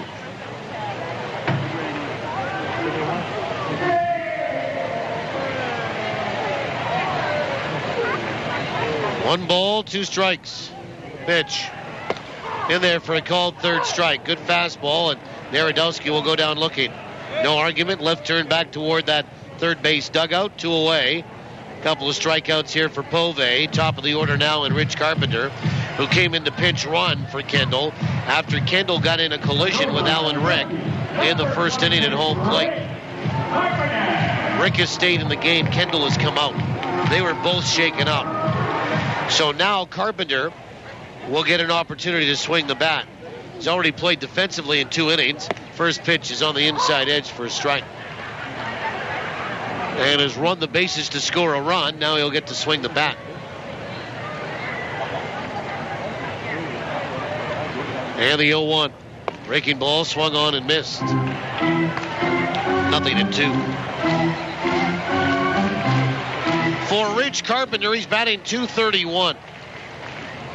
No homers and 9 driven in. 0-2 is outside. 1 ball and 2 strikes. Let's have a look here in the bottom of the third inning at Manitoba Blue Cross out-of-town scoreboard. Manitoba Blue Cross, the color of caring. 1 ball, 2 strikes. The pitch. Swung on, popped up. Shallow left field, and the shortstop Spears is there. Dances underneath it, makes the catch. And that is it for Winnipeg. They go 1-2-3, zeros across the board. We'll go to the 4th. Goldeyes lead it 8-0 on the Goldeyes Radio Network. Welcome back. How was the vacation? It was fine. Why is everything so different in here? We upgraded all our office equipment to new technology from Ricoh through Milne Office Systems. How much more is this costing us? After Milne did a document needs analysis, they showed us how we could increase our productivity and decrease our costs. So where's my new copier? It's not a copier, it's a Ricoh! Visit MilneOffice.com to arrange for your own customized Ricoh digital workflow solution today.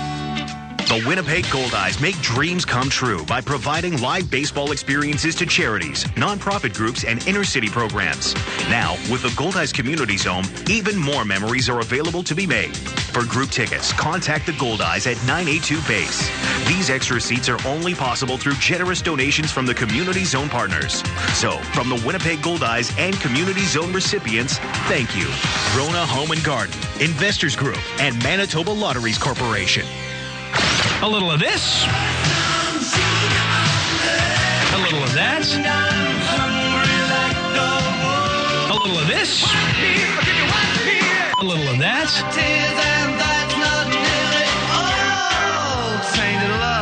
And a whole lot of whatever in between. Funky Cold Medina. Give me the news, I got a bad case. 99.9 Bob FM. 80s, 90s, and whatever.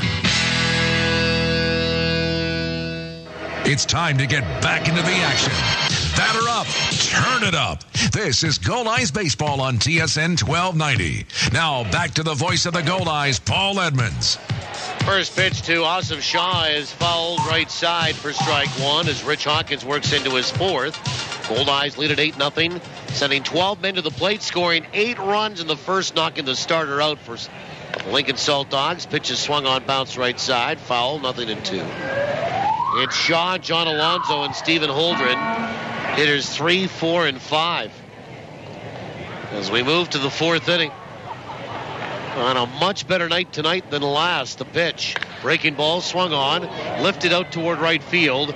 Mazzola's got a beat on it. About 3/4 of the way back. Underneath it. Reaches up and makes the catch. One away for John Alonso. Interleague play in the majors. Pass along some scores. Baltimore leading Pittsburgh tonight. 4-1. That's in the 5th. Those are two teams challenging for first in the respective divisions. Baltimore in the East of the American League. Pittsburgh in the Central. They've caught Cincinnati.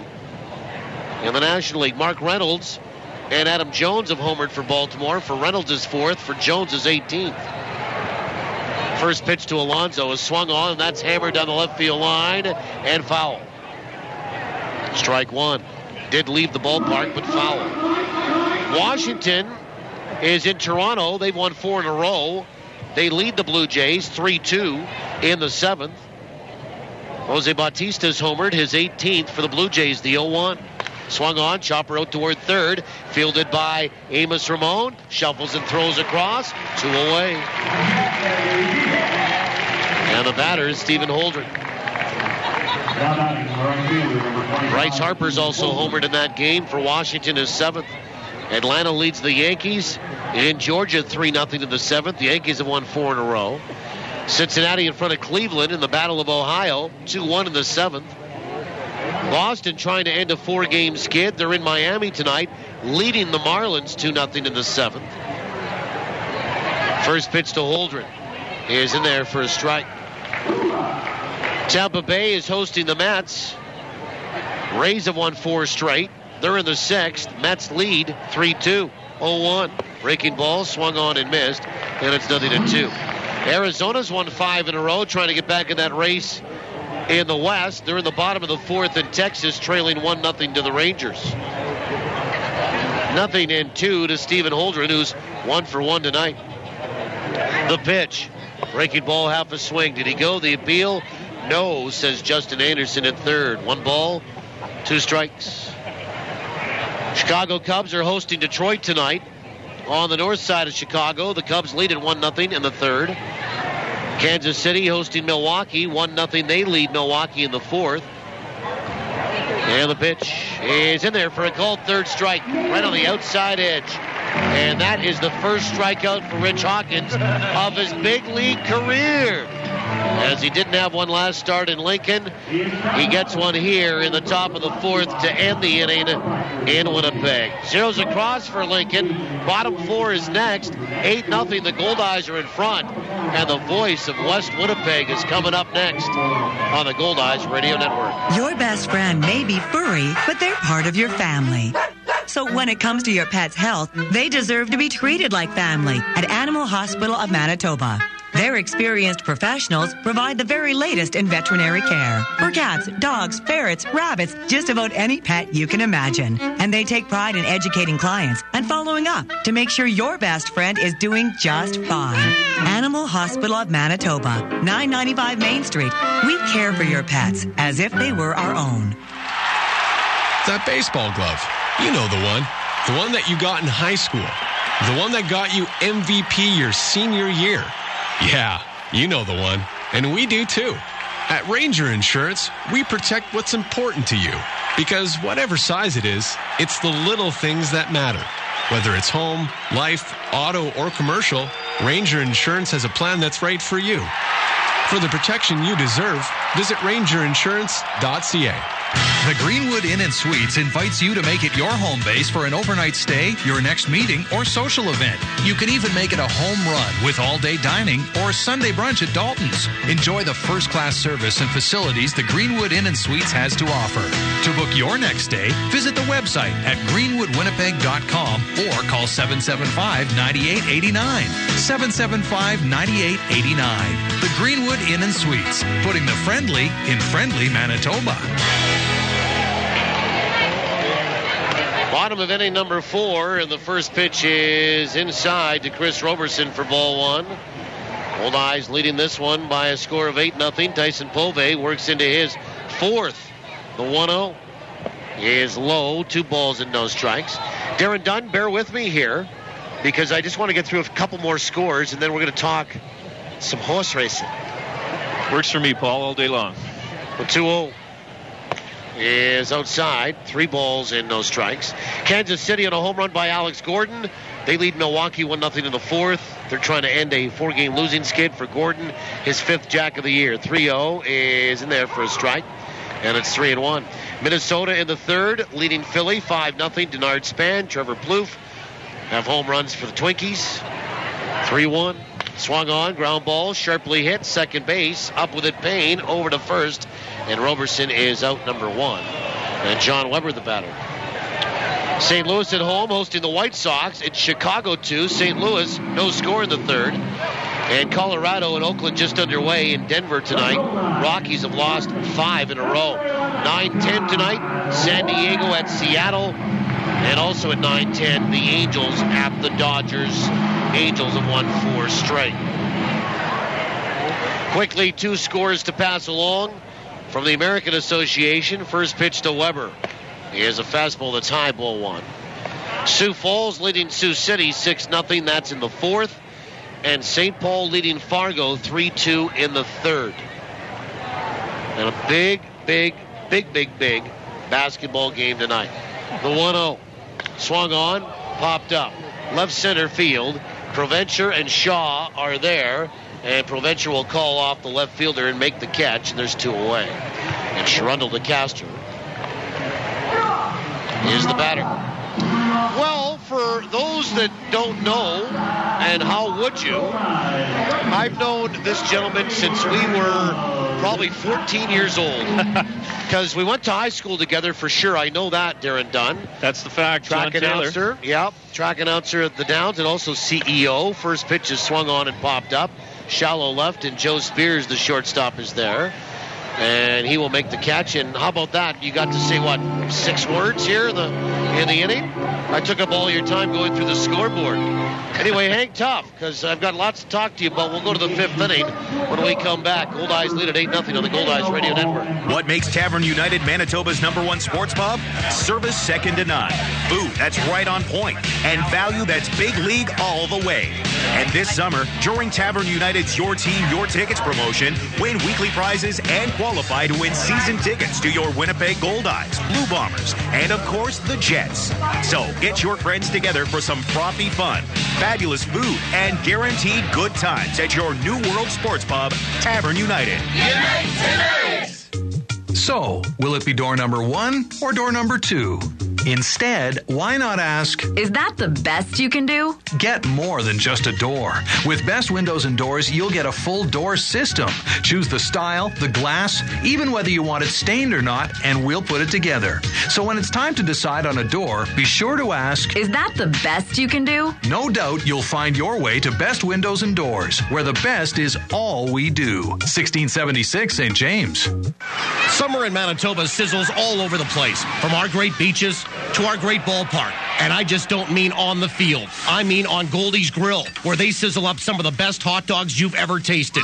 Diamond Dogs, the official hot dog of the Goldeyes. Custom made by Winkler Meats. Diamond Dogs are naturally smoked, gluten and allergen free, and made with quality ingredients that deliver full flavor every bite. Try them at the game or pick them up at your local grocer. Diamond Dogs from Winkler Meats. Product quality is our tradition. You're listening to Goldeyes Baseball live on TSN 1290. Brought to you in part by Fergie's Fish and Chips and Manitoba Turkey Producers. Well, we go to the 5th inning. Tommy Calero, the DH for Lincoln, will step in. Goldeyes lead at 8-0. They sent 12 men to the plate if you just joined us.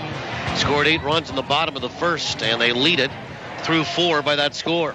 First pitch from Rich Hawkins is low for ball 1. As I mentioned, the CEO and track announcer for the Assiniboia Downs, Darren Dunn, is my guest. The pitch is swung on and fouled back into the seats. 1 ball and 1 strike. And as we have already qualified, we've known each other since our early teens as we went to high school together. John Taylor Collegiate out in West Winnipeg. The 1-1 swung on, fouled off the mask of Luis Allen. It's 1 ball and 2 strikes. I don't know. Let me ask you. I mean, I think you aspired at one point. There was a lot of kids where we grew up that their first jobs were at the track, right? I mean, I'm not wrong with that, am I? Not at all. Great entry-level opportunity and something that people have a lot of fun. Pitch is low, 2 balls and 2 strikes. And that was you. Was that your story, too? Oh, literally, absolutely. Paul, while we were going to John Taylor, I was out there at 15. I started there. I'm still there 30 years later. 2-2, swung on and fouled back. That will get back in behind home plate, be out of play, and that is a souvenir. 2 balls and 2 strikes. We had a lady get hit last night. Had to be removed from the baseball park on a cold night. She took it right on the side of the head. On a ricochet, actually, the 2-2. Swung on and popped up down the right field line, and that will get into the seats. John Weber runs out of room, 2-2. So, I mean, what were you doing? Were you cleaning barns out when you first literally. started there? That's the way it started, absolutely. I was in the barn here, then up in the press box during the live races. Got my foot in the door, stalked, if you will, the announcer there, Ken Miller, another John Taylor alumni, and sort of one of those stick with me, kid, I'll teach you everything I know, and he did. And, and then after broadcasting for a number of years, started to broaden the horizons a little bit and get my foot in the administrative door, and just took it right to the top and enjoying it still. 2 balls and 2 strikes to Calero. Hawkins pitch.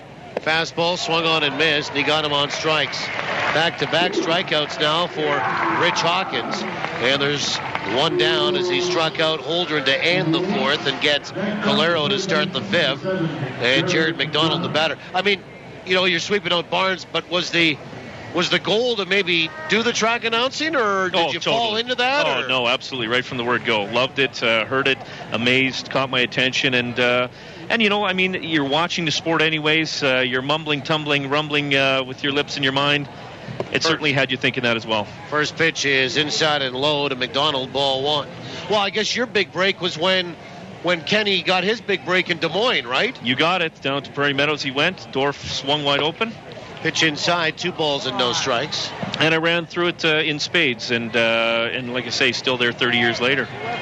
What's the race total here now, Darren? Oh, goodness. 16,000 or so. We're probably in the same kind of neighborhood for innings to races. You've got to be right in that hunt, if not more, for sure. But you know what? God bless Winnipeg for having that opportunity to develop people from within, from not parachuting people in, and true fans, hardcore. I know you with the Goldeyes, myself with the racetrack. We've been lifers so far. The 2-1 is low. 3 balls and 1 strike to Jared McDonald, who's 0 for 1 here tonight. And you talk about it, I am very fortunate I get invited to your gala lunch every year to kind of kick off your season. I really enjoy it, and my wife and I went this year. The 3-1 is high, ball 4, and Hawkins will walk his first. 1 out free pass. She used to ride competitively, not in thoroughbred racing, but show jumping. Sure. And really, we'd love to get out there a little bit more. It's, with the seasons kind of going on here, about the only time really for us is right at the start of the year for you. Sure. And at the end of your season, because somewhere in there we don't have any overlap. And the batter is Brad Payne, who's 0 for 1. No, that's a fair comment. There is a lot of conflict in that sense. Ourselves, the Bombers, Goldeyes, and the festivals around Winnipeg, and gotta love getting out in the summertime, and so we're all there to be competitive to do it. Pitch is swung on and fouled back, strike 1. But I guess what I was going to say, Darren, it's 30 plus years out there, and you've really seen the industry change. Sure. Maybe disappointingly in some avenues, but way better in others. Sometimes it's not what it was 30 years ago, and we look back sort of sentimentally as the pitch is swung on and fouled back and it's strike 2, and say, I kind of long for the good old days, and there's posterity there. But then when you really open your eyes, you say, well, no, maybe we're doing it better than we did 30 years ago. Well, you certainly work harder, you work smarter. Horse racing missed the boat on TV big time. We should have grabbed that ball, excuse the pun, and ran with it, and that sport as a whole did not. The other ones did, the majors did, and they grew. 0-2 is in there for a called third strike, and Brad Payne will go down looking at a breaking ball. And another strikeout here for Rich Hawkins, 2 away for Alan Rick. But you know what I got to say, Paul, that we consider ourselves kind of like that AAA or AHL kind of racetrack where, we're here to develop. We certainly have had a lot of guys come through here and head on to Woodbine, which is, for all intents and purposes, called the NHL or the Major Leagues, and we're fine with that. I mean, we get a lot of support here in Winnipeg. We kick a lot to the province as far as tax creation, agribusiness, jobs, and tourism, and we're happy to do our part. First pitch to Alan Rick is outside for ball one industry. Sure. And you've got a good reputation. You don't mind that at all. And you know what? I had a chance to go on a pretty extended road trip in the spring when we were, call it hunting for horses, jockeys, trainers, really putting our hand out there to welcome people to Winnipeg and tell them about Assiniboia Downs.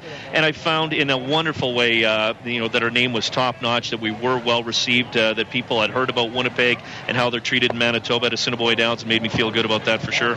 First pitch to Joe Spears. We go back to the top of the order. Is low and inside ball one. Best chance for Lincoln to score here in this fifth inning tonight. Runners on the corners, 2 away, the 1-0. Swung on, chopper out toward third. Fielded by Ramon. He's going to go the easy route. And they're going to get Alan Rick at second. Hang around for another half inning because I have to talk to you about the Triple Crown. What happened leading up to the Belmont. Dan Mouchon, we appreciate your patience. You're on hold. Back burner. We'll be pulling you to the front burner momentarily. We'll go to the bottom of the fifth inning. Goldeyes lead at 8-0 on the Goldeyes Radio Network. In the world of PowerSmart, small changes add up. Did you know planting shrubs and trees around your house can shade your windows in summer and can help protect your house from chilly winter winds? Drafty windows are uncomfortable and waste energy.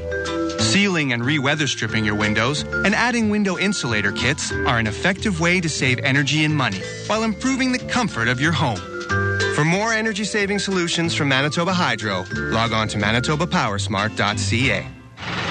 If your business, big or small, has excess waste and recycling piling up, let BFI Canada make your trash our business. Our customized pickup schedules make it easy. With commercial and industrial collection services, BFI Canada can help any business get organized. Want to make your business feel like new? Then call up the Blue. Visit BFICanada.com to schedule your pickup date today. BFI Canada, a cleaner community, a greener environment. TSN 1290 is bringing the ultimate guys' night to your backyard. Through June, 4 lucky listeners will win a tailgate party for 30 of their best buds. Don't have 30 buds? You will when you tell them Danny's Whole Hog Barbecue is bringing the flavor with a full meal deal. And get a free 1-week hot tub rental by Oasis Leisure Center. Sound good? Of course it does. So enter to win at tsn.ca/Winnipeg and keep it locked at TSN 1290. Oh, we go to the bottom of the fifth inning. Luis Allen will lead it off. Glad to have you along. Goldeyes lead at 8-0, and we welcome you right across the Goldeyes Radio Network here today. Hi to you folks in Swan River on 104.5 FM, Neepawa 97.1 FM, and Gimli 107.5 FM on the CJ Radio Network. And hello to you folks on our originating station, TSN 1290, here in the Capital Region. And we're going to get a new left-hander in to pitch for the Lincoln Saltdogs. Justin Raleigh is going to come into the contest. Was a former Gary South Shore Railcat. So Justin Raleigh is in the game. Darren Dunn stays with us here for another half inning. And I'm really glad, Darren, and I'm not just saying this, that, the Downs, the track out in West Winnipeg, have partnered with the Goldeyes. And, that partnership goes all the way back to the stadium, because I remember you and I did a deal back in, 96. As a matter of fact, that's true. We had horses running over a fence or something like that, up and down on pogo sticks or something like that. And you sold me that package, Paul. Well done. Yeah. And the first pitch is low to Luis Allen for ball one. Pitching change, by the way, brought to you by Johnson Waste Management, 4520909. Okay, so let's get to this. And I want to ask you a few things, because I had a real good conversation about this with my father, who does enjoy horse racing as well. The 1-0 is in there for a strike, and it's 1-1. So you have I'll have another that comes from behind to win the Derby. All of another comes from behind to win the Preakness. You get to the Belmont, it's the longest of the three jewels of the Triple Crown. The 1-1 is high, 2 balls and 1 strike. And you've got to think that based on that finish that I'll have another had in those first two races, that hands down really has a chance to be the first Triple Crown winner since 78 in a firm. Okay, the horse gets scratched. There's a tendon problem. It's so severe that they retire the horse. They will get the stunning fees, but sheer disappointment for the industry. I mean, honestly, did you feel like, somebody kicked you right in the groin? You know what? As a matter of fact, I did a number of radio broadcasts pumping up the Triple Crown the morning of the scratch. Literally put down the phone at home. I was doing some CBC work across Canada, actually, to some different markets, and then immediately drive to work, and I get the phone call while I'm driving. Just about crashed my car, just because it was so sudden and so shocking. And really, there was such a sense that we were almost there, that this horse absolutely, as you mentioned, had a stone-cold legitimate shot to win it. Pitch in there for a strike. It's 3-2 to Allen. So, obviously you were busy that day receiving phone calls and going on radio programs, anybody that want to talk about it. So in that way, the 3-2 is outside, ball 4, and Justin Raleigh will walk the first batter he sees. Great in some ways because a lot of people are talking about it. It's a big story, and it's great for the industry. At the same time, Darren, and this is where I talk about it with my father, what do you think the television audience would have been for Saturday's race, and how much do you think it was affected by people tuning the race out because they weren't interested because there wasn't a Triple Crown opportunity to be won? First pitch is swung on and missed by Mazzola for strike 1. Dramatic, huge. I mean, one-word answers. It really just it changed everything. The race was completely upside down at that point. And, even Belmont Park, I can imagine how they were scrambling just to try and salvage that day, even though it's the Belmont Stakes. Pitch outside, 1-1. But I'll say this, they had enough sense to at least have the horse out there in post-parade, in the paddock, so people had a chance to still come, had a reason to come, and had a chance to say goodbye to a horse who could have been just about anything. 1-1 is outside, 2 balls and 1 strike. And when you think of the dollars lost on the handle that would have been played that day, was it still pretty good, though? You know what? They actually set a record. And as a matter of fact, they were trumpeting how well they did. But then, of course, you sit back and say, well, it could have been, to the next level. Pitch is low and inside, 3 balls and 1 strike to Mazzola. So Raleigh's come in and fall behind both hitters. He walks Luis Allen, 8-0. The Goldeyes are in front. We are in the bottom of the 5th inning. Raleigh, third pitcher of the night, taking over for Tyson Povey.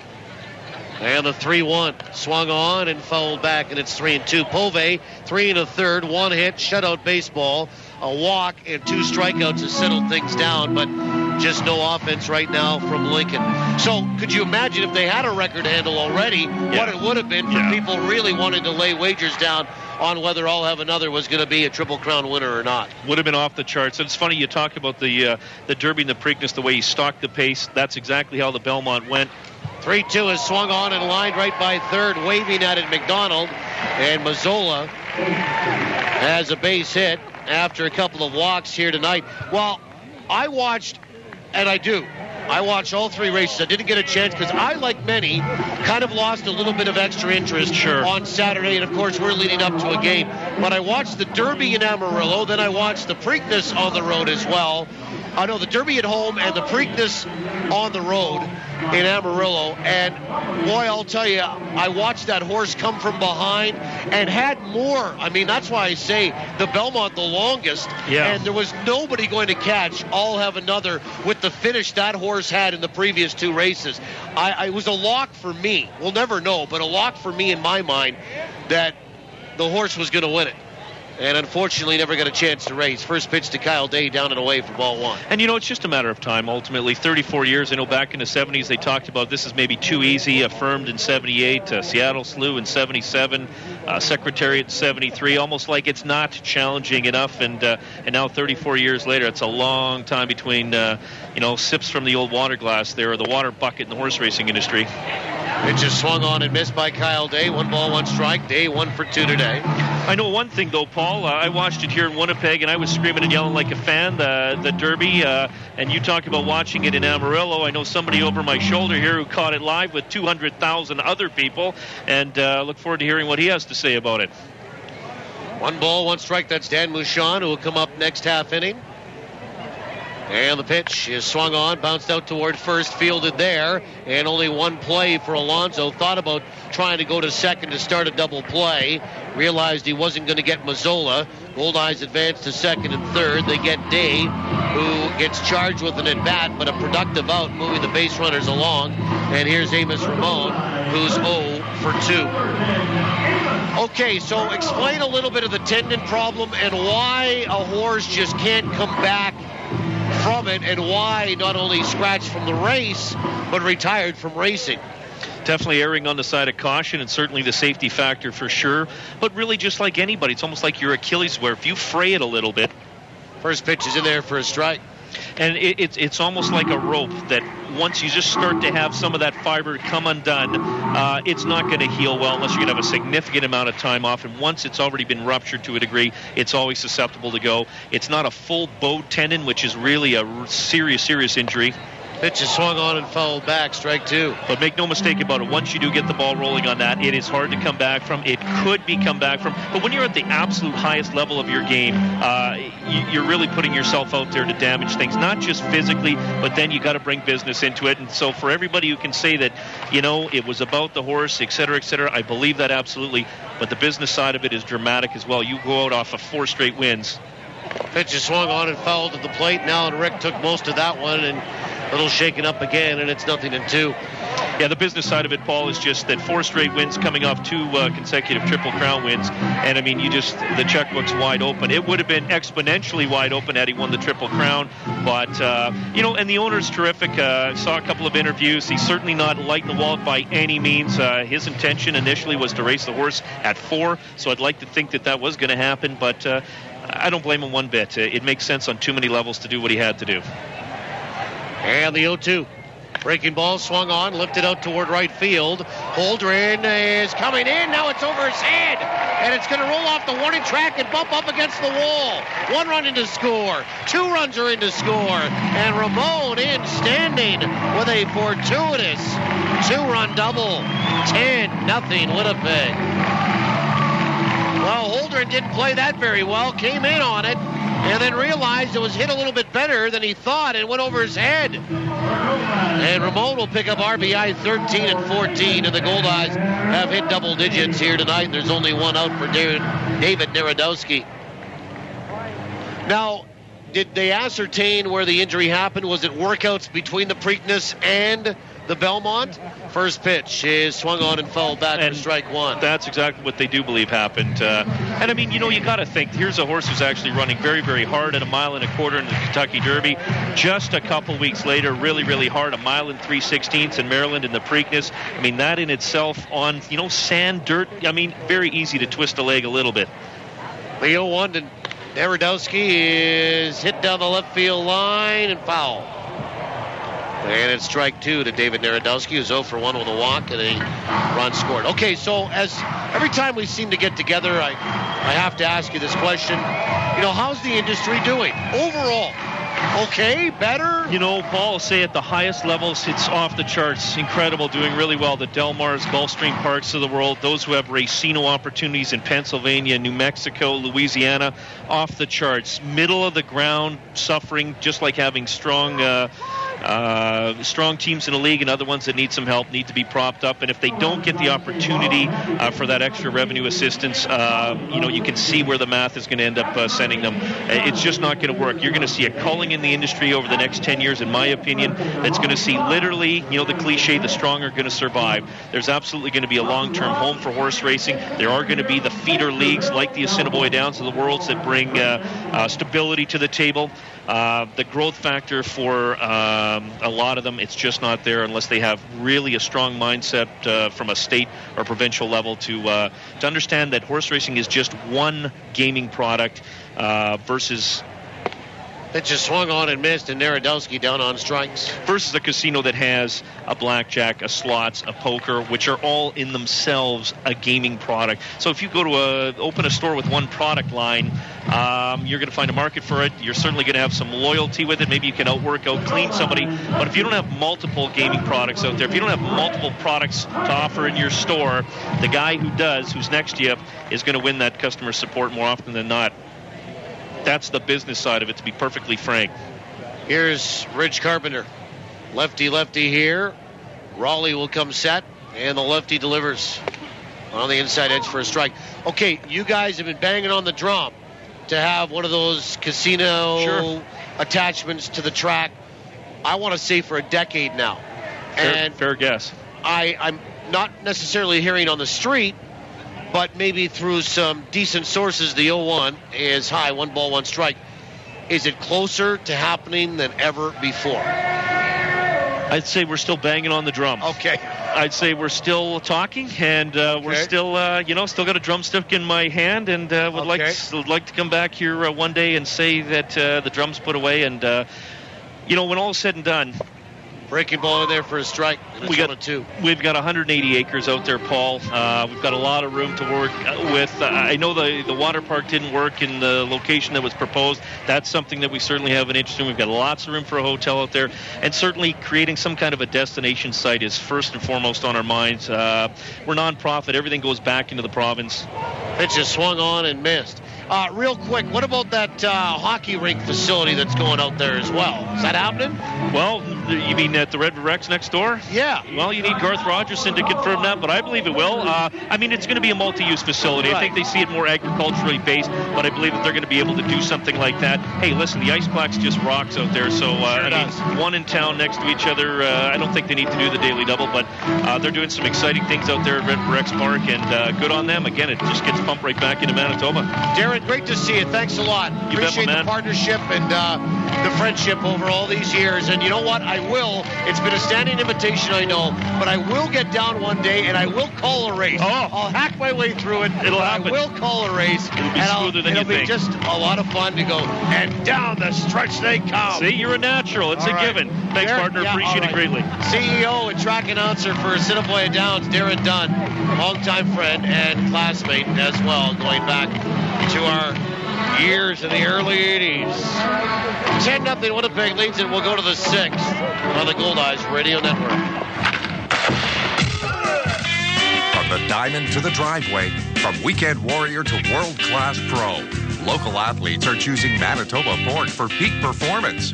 Loaded with lean, high-quality protein and essential vitamins and minerals, pork is a powerhouse of nutrition for serious athletes. For a real competitive edge, choose Manitoba pork, fueling today's athletes. Learn more about pork for peak performance at manitobapork.com. Knowledge is power. Get the power you need to succeed at CDI College. With relevant, focused career training for business, healthcare, art and design, legal, technology, and more. Learn more. Earn more. Get more out of life with a career you love, not just a job. Find your passion at cdicollege.ca. CDI College. We change lives through education. CDI. I love it, and we will succeed. Let's face it, life is busy. That's why hiring a trained real estate professional is the way to go when buying or selling your home. Realtors know the market, understand strategy, and can help negotiate the most important financial decision of your life. Pick up your free copy of the Winnipeg Real Estate News and see their mobile-friendly website to access the public's #1 portal to all the current MLS listings. The Winnipeg Real Estate News.com. Never miss the action with live Goldeyes coverage on TSN. Well, we go to the 6th inning, and Rich Hawkins works into his 6th, and he delivers a pitch inside for ball 1 to Mike Provencher. It is 10-0 Winnipeg through 5. 8 in the first, 2 more last half inning. And the Goldeyes cruising here through 5 into the 6th. 1-2 pitch. Swung on, comebacker, right to Hawkins. Fields that off the front of the hill, turns and throws to first base, and there's one away. Well, my thanks to Darren Dunn, CEO and track announcer at Assiniboia Downs, for joining us and really giving us some insight on I'll Have Another and the track out in West Winnipeg and the whole horse racing industry. And we move one guy out, another guy in. Here's Asif Shah. He takes a strike from Rich Hawkins, who's done nothing but pound the strike zone here tonight. And Shah is 0 for 2. And the 0-1. Breaking ball is inside 1-1. My next guest is the president of the American Association, Dan Mouchon, and I apologize for making you wait. Hey, it was a pleasure listening to Darren. Pitch is swung on, fouled back. Now, before we get into all this baseball business, he did kind of set it up. You were at the Kentucky Derby. My wife and I were fortunate to acquire tickets to the Kentucky Derby this year, and we took our 3 sons, and my youngest picked I'll Have Another. Okay. And so we were following the race, and we too were very disappointed that I didn't get to race last weekend. Pitch is outside, 2-2 to Shaw. Okay, so you go to this event, and I mean, it's a major sporting event. It's like Daytona. It's like Super Bowl. You know, it's a one-day deal, 2-2. Swung on, lifted out toward left center, and Rich Carpenter an easy stride toward the gap to get there and make the catch. There's 2 away. I mean, what's the event like? What's the ambiance? What's the feeling? There's 200,000 people Oh, there. it builds up to it as you're walking to the event. The whole street fair, street festival, music, jazz band, everything playing as you're walking into the facility. It's amazing, like a big festival going into it, and week-long festival leads up to it. And you get there, obviously, the big party on the infield. But, you know, looking at all the hats and the apparel and the different, it's pretty intriguing. And took the kids down to the paddock to see the horses. And my youngest was thrilled. He saw Bob Costas. You know, this is the whole deal. It's an amazing event. Cool. Would you do it again? I would probably do a different race. Done the Kentucky Derby, now do the Preakness or do the Belmont Stakes or something. Yeah, absolutely.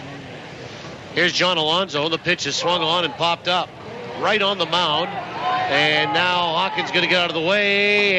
And Luis Allen, the catcher, is going to make the squeeze on that one in front of John Weber and Amos Ramon. Boy, the entire infield was there. And that's it. 3 quick outs. A ground out, a fly out, and a pop out. And that is it for Lincoln to the top of the 6th inning. Dan Mouchon will continue to join us. We'll take a timeout and be back with the bottom of the 6th. After 5.5, the Goldeyes lead it 10-0 on the Goldeyes Radio Network. It's so much more fun when it's all for a good cause. Join the Winnipeg Goldeyes Field of Dreams Foundation for the 18th Annual Charity Golf Tournament, Monday, July 23rd at Bell Acres Golf and Country Club. Your entry fee includes lunch, power cart, fantastic steak dinner, and prizes. Proceeds go to the Goldeyes Field of Dreams Foundation to help support local children's charities. All foursomes entered will be assigned a Goldeyes player, coach, or staff member. Space is limited, so book early. Call 982-BASE for details. Commissionaires, Manitoba's premier security solutions provider, will take care of your home security needs the next time you go away on vacation. Commissionaires' team of bonded professionals will check on your home and help satisfy your insurance requirements. They do interior and exterior patrols and make your home look lived in. Visit their website at commissionaires.mb.ca for more information about their House Watch service. Commissionaires, trusted every day, everywhere. Hi, this is Denny from Denny's Whole Hog Barbecue. And I'm quarterback Buck Pierce, here to introduce Danny and Buck's barbecue sauces. The official barbecue sauce of your Winnipeg Blue Bombers. It's an all-star lineup featuring raspberry chipotle, roasted garlic and honey, and cranberry chipotle. Whether you pour it, dip it, or spread it, they're delicious and make a perfect gift. Try Danny and Buck's barbecue sauces today. Available at the Bomber Store. And we'll bring the flavor. Bottom of the 6th inning, we welcome you back. Dan Mouchon, president of the American Association, is my guest. Goldeyes lead this one 10-0. Chris Roberson, John Weber, and Sharundel DeCaster. Hitters 2, 3, 4 up against Justin Rowley. And Roberson bats from the right side. First pitch is down and away for ball 1. Well, we were talking with Dan about going to the Kentucky Derby and being a sports fan and what a sporting spectacle that is to watch it on TV and certainly to be there live. The 1-0 is low, 2 balls and no strikes. And I presume he got into town today? Got in. I was in Gary last night, saw the Wichita-Gary game last night, and flew up this morning. How was that? Because that Wichita team's got a pretty good club. They did, but Gary shut them down last night.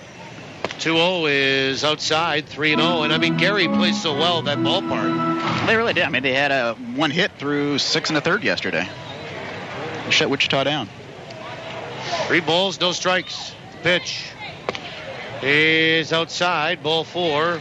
And it's a 4-pitch walk to Chris Roberson. And Justin Raleigh will walk his second of the night. That's 6 walks issued by Lincoln pitching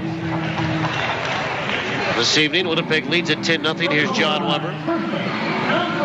When's the last time you were here, Dan? I was telling Andrew Collier earlier. I think it's been 10 years. Really? Well, you haven't changed a bit. There's just you're very kind there, Paul. There's just a little hint of silver on your temples there, but other than that, it's still gleaming brown hair that I recall you with. The first pitch to Weber is swung on and missed for strike 1. 10 years. It's been 10 years, I believe, yes. Well, I mean, it was 5 without the Goldeyes being involved with the teams that formed the American Association when they left the Northern League. But it was also a couple of years prior to that, the 0-1. Swung on, fouled back, and it's 0-2. That Miles had stepped down as commissioner of the Northern League, and with that, so did you as president. You went off and were working Can-Am League, so it's been a few more years since you were really involved administratively with a team that had a Winnipeg franchise in it. Right, last year would have been the first year, and Miles made the trip up last year, and I'm making one this year, so it's always wonderful to come to Winnipeg. I got here earlier today and took a little river cruise and walked around the Forks. Pitch is swung on and line foul, sky sweet, and look out. Well, it's a much better night here tonight, Dan, than it was last night. Reflective in a much better crowd. I mean, we were playing in temperatures last night that I think were around 46 degrees Fahrenheit and 8 degrees Celsius, and it was damp, and it was cold, and it was windy. Here tonight, even if the sun popped out before it gets dark at 10 o'clock, it would be a lovely evening. The wind has kind of died down as Raleigh comes set in the 1-2 pitch. Swing and a miss, and Weber, who doesn't strike out very often, does that. And that's the second strikeout for Raleigh since he entered the baseball game with the 5th, and there's one away for DeCastro, who's 0 for 3.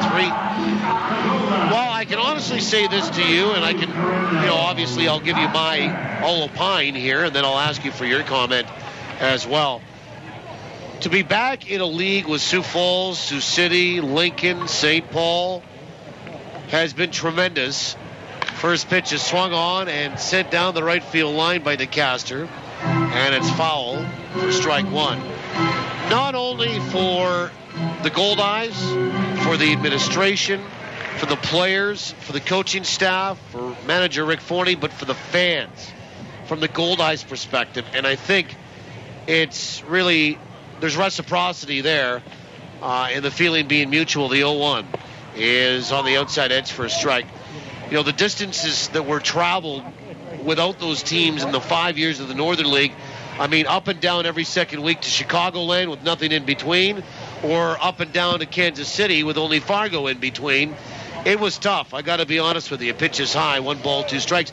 And what I tell people, and I have told people for the last couple of years, it wasn't very easy on the American Association teams. You had 4 kind of clumped in there, and then there was a lot more travel outside of that little regional group. Not only the fact that you were playing that regional group all the time if you were Sioux City, Sioux Falls, Lincoln, and St. Paul. The 1-2 pitch is outside 2-2. Well, I've told people time and time again, boy, the 4 additions of Fargo, Kansas City, Winnipeg, and Gary were just tremendous for American Association. I mean, the facilities you have here, the ownership groups we have now, as you mentioned, geography, it helps out, but just getting these 4 members in the league, I think is just tremendous. 2 balls and 2 strikes to DeCastro. And the pitch swung on, sent down the right field line. That's foul as well. 1 out, runner at first base, and a 2-2 count on DeCastro as we are in the bottom of inning number 6. Goldeyes getting 8 in the first and 2 more in the 5th inning of play. And this year we've had something interesting where it's been interleague play, and I'll kind of explain that, necessitated by the fact that you have 13 teams in the American Association. Pretty tough to do a schedule, Dan, with an odd number of teams. 2-2 is swung on, bounced out towards short, cut off by third baseman McDonald, throws to second for 1, and down to 1 for 2 is in time, It goes 5-4-3 on the inning-ending double play. Hold that thought. We've had 2 quick innings here. We go to the 7th. Goldeyes lead it here 10-0 on the Goldeyes Radio Network. Who do your Winnipeg Goldeyes trust to keep them in the game with state-of-the-art chiropractic care? ChiroCare Health Center. And if the professionals at ChiroCare Health Center can keep highly tuned athletes going strong for over 100 games a season, imagine what they could do for you. To meet the chiropractic team trusted by your Winnipeg Goldeyes, visit chirocarehealth.com or call 488-CARE. ChiroCare Health Center. Care today for a better tomorrow. Welcome to Rogers Tech Talk. Sarah's on the line. I want a cool new phone, but I have a fear of commitment. Well, now with Rogers FlexTab, you can get your dream phone, like an HTC One X, on your terms with a low upfront payment. That's great. And you could be free of your FlexTab agreement at any time just by paying the remaining balance for the phone. So I could pay it off in a couple of months. Sure. Or next year. No need to commit. Introducing FlexTab from Rogers. Conditions apply. Yours today at your local Rogers store, the official wireless provider to the Winnipeg Goldeyes. The Fish and Hole and TSN 1290 are teaming up this Father's Day to send you and your dad on an awesome guided day of walleye fishing with Shane 90 on Lake of the Woods. Brought to you by Andrew Class and Guide Service. Plus 2 new rods and reels and a $100 GC from the Fish and Hole. Enter at tsn1290.ca and tell us why your dad is a real catch. Winner announced Friday, June 15th, live on The Big Show with Jay and Westwood. Only on TSN 1290. It's time to get back into the action. Batter up, turn it up. This is Goldeyes Baseball on TSN 1290. Now back to the voice of the Goldeyes, Paul Edmonds. Well, Rich Hawkins is done tonight. Real good start for the rookie out of Oklahoma in his second start. And his first at home. 6 innings, 3 hits, no runs, a walk, 3 strikeouts. He gives way to Barrett Phillips, another left-hander. Pitching change brought to you by Johnson Waste Management, 4520909. Top of 7, Goldeyes lead at 10-0. Rich Hawkins is the pitcher of record on a winning side. And Barrett Phillips will face Stephen Holdren, Tommy Calero, and Jared McDonald here in the 7th. Hitters 5, 6, and 7. And for Winnipeg, Barrett Phillips from South Carolina. That's getting a little closer to home. There you go. Okay. And Barrett, 21 years old, from Honea, South Carolina. You know where that is? Can't say I know that one. Okay. I did live in South Carolina, but I don't remember that one. Well, you're in North Carolina now. 6 feet, 175 is Barrett Phillips. And we haven't seen him pitch for a while. First pitch is low, ball 1 to Stephen Holdren. And for Phillips, he'll make his 10th appearance. No record of .450 ERA. 6 innings, the pitch swung on and filleted foul for strike 1. 6 innings, 7 hits, 3 earnings, 5 walks, 2 strikeouts. Opposition batting .333 against him. By the way, and are you a basketball fan? College. Basketball. College basketball's king in the triangle. Well, last we had into the first quarter, Miami leading Oak City by 7 points, 29-22 in Game 1 of the NBA Championship tonight. Have to pull for Oklahoma City. Do you? Why is that? Kevin Durant. My wife's a Texas grad, so I got to go for the Texas angle. The 2-1 is inside, 3-1. Dan Mouchon is my guest, and he is the president of the American Association. We were talking about interleague play and the fact necessitated by the fact there was an odd number of teams in the American Association, 13. Pitches swung on, bounced up the first base line. It is a foul ball, fielded behind the bag by Weber. And we do it again at 3-2 this time. And by the fact there was an odd number of teams in the Can-Am League at 5. So basically what you've done is you've kind of put them together and had 18 teams that you can make a schedule out of a little bit easier. Is that sort of what the thought pattern was leading up to it? No, it really has. As you alluded to earlier, to make a schedule with an odd number of teams is nearly impossible because a team would have to be off for consecutive days, 3 at a time. And it sounds simple, but in reality, you're asking a team perhaps to be on the road. And you have to sit there on the road for 3 days and messes up your pitching staff. And you never know when those 3 days may fall. You may fall on a weekend. You don't want to lose weekend dates. So it's really not an option. Pitch is swung on and lifted out toward left field, and an easy catch for Rich Carpenter. Well, I don't want to digress here, because we're going to come back to that. But you know that there is a move afoot for Houston to move to the American League in the majors, and thus having two leagues, the American and the National League, with 15 teams in it, as opposed to, as it is now, 16 in the National League, 14 in the American League. And I'm wondering, I mean, based on that, they almost have to go to an interleague series every single series that's played next year. Have you thought about that, Dan, at all? Because I know that you're a big fan of the game of baseball. So it will have to be for scheduling purposes. If you look back, several years ago, you used to have an American League umpire staff, and you had a National League umpiring staff. Yep. They've done away with that. Right. So the Major League umpires all shift from league to league. So it's almost as if the American National Leagues are not separate anymore. And I think you're going to see more and more of that. Yeah, so as a pitch gets fouled back, what you're going to see, and if it does happen for sure, and I think it's just a matter of a rubber stamp that Houston's going to go over to the American League.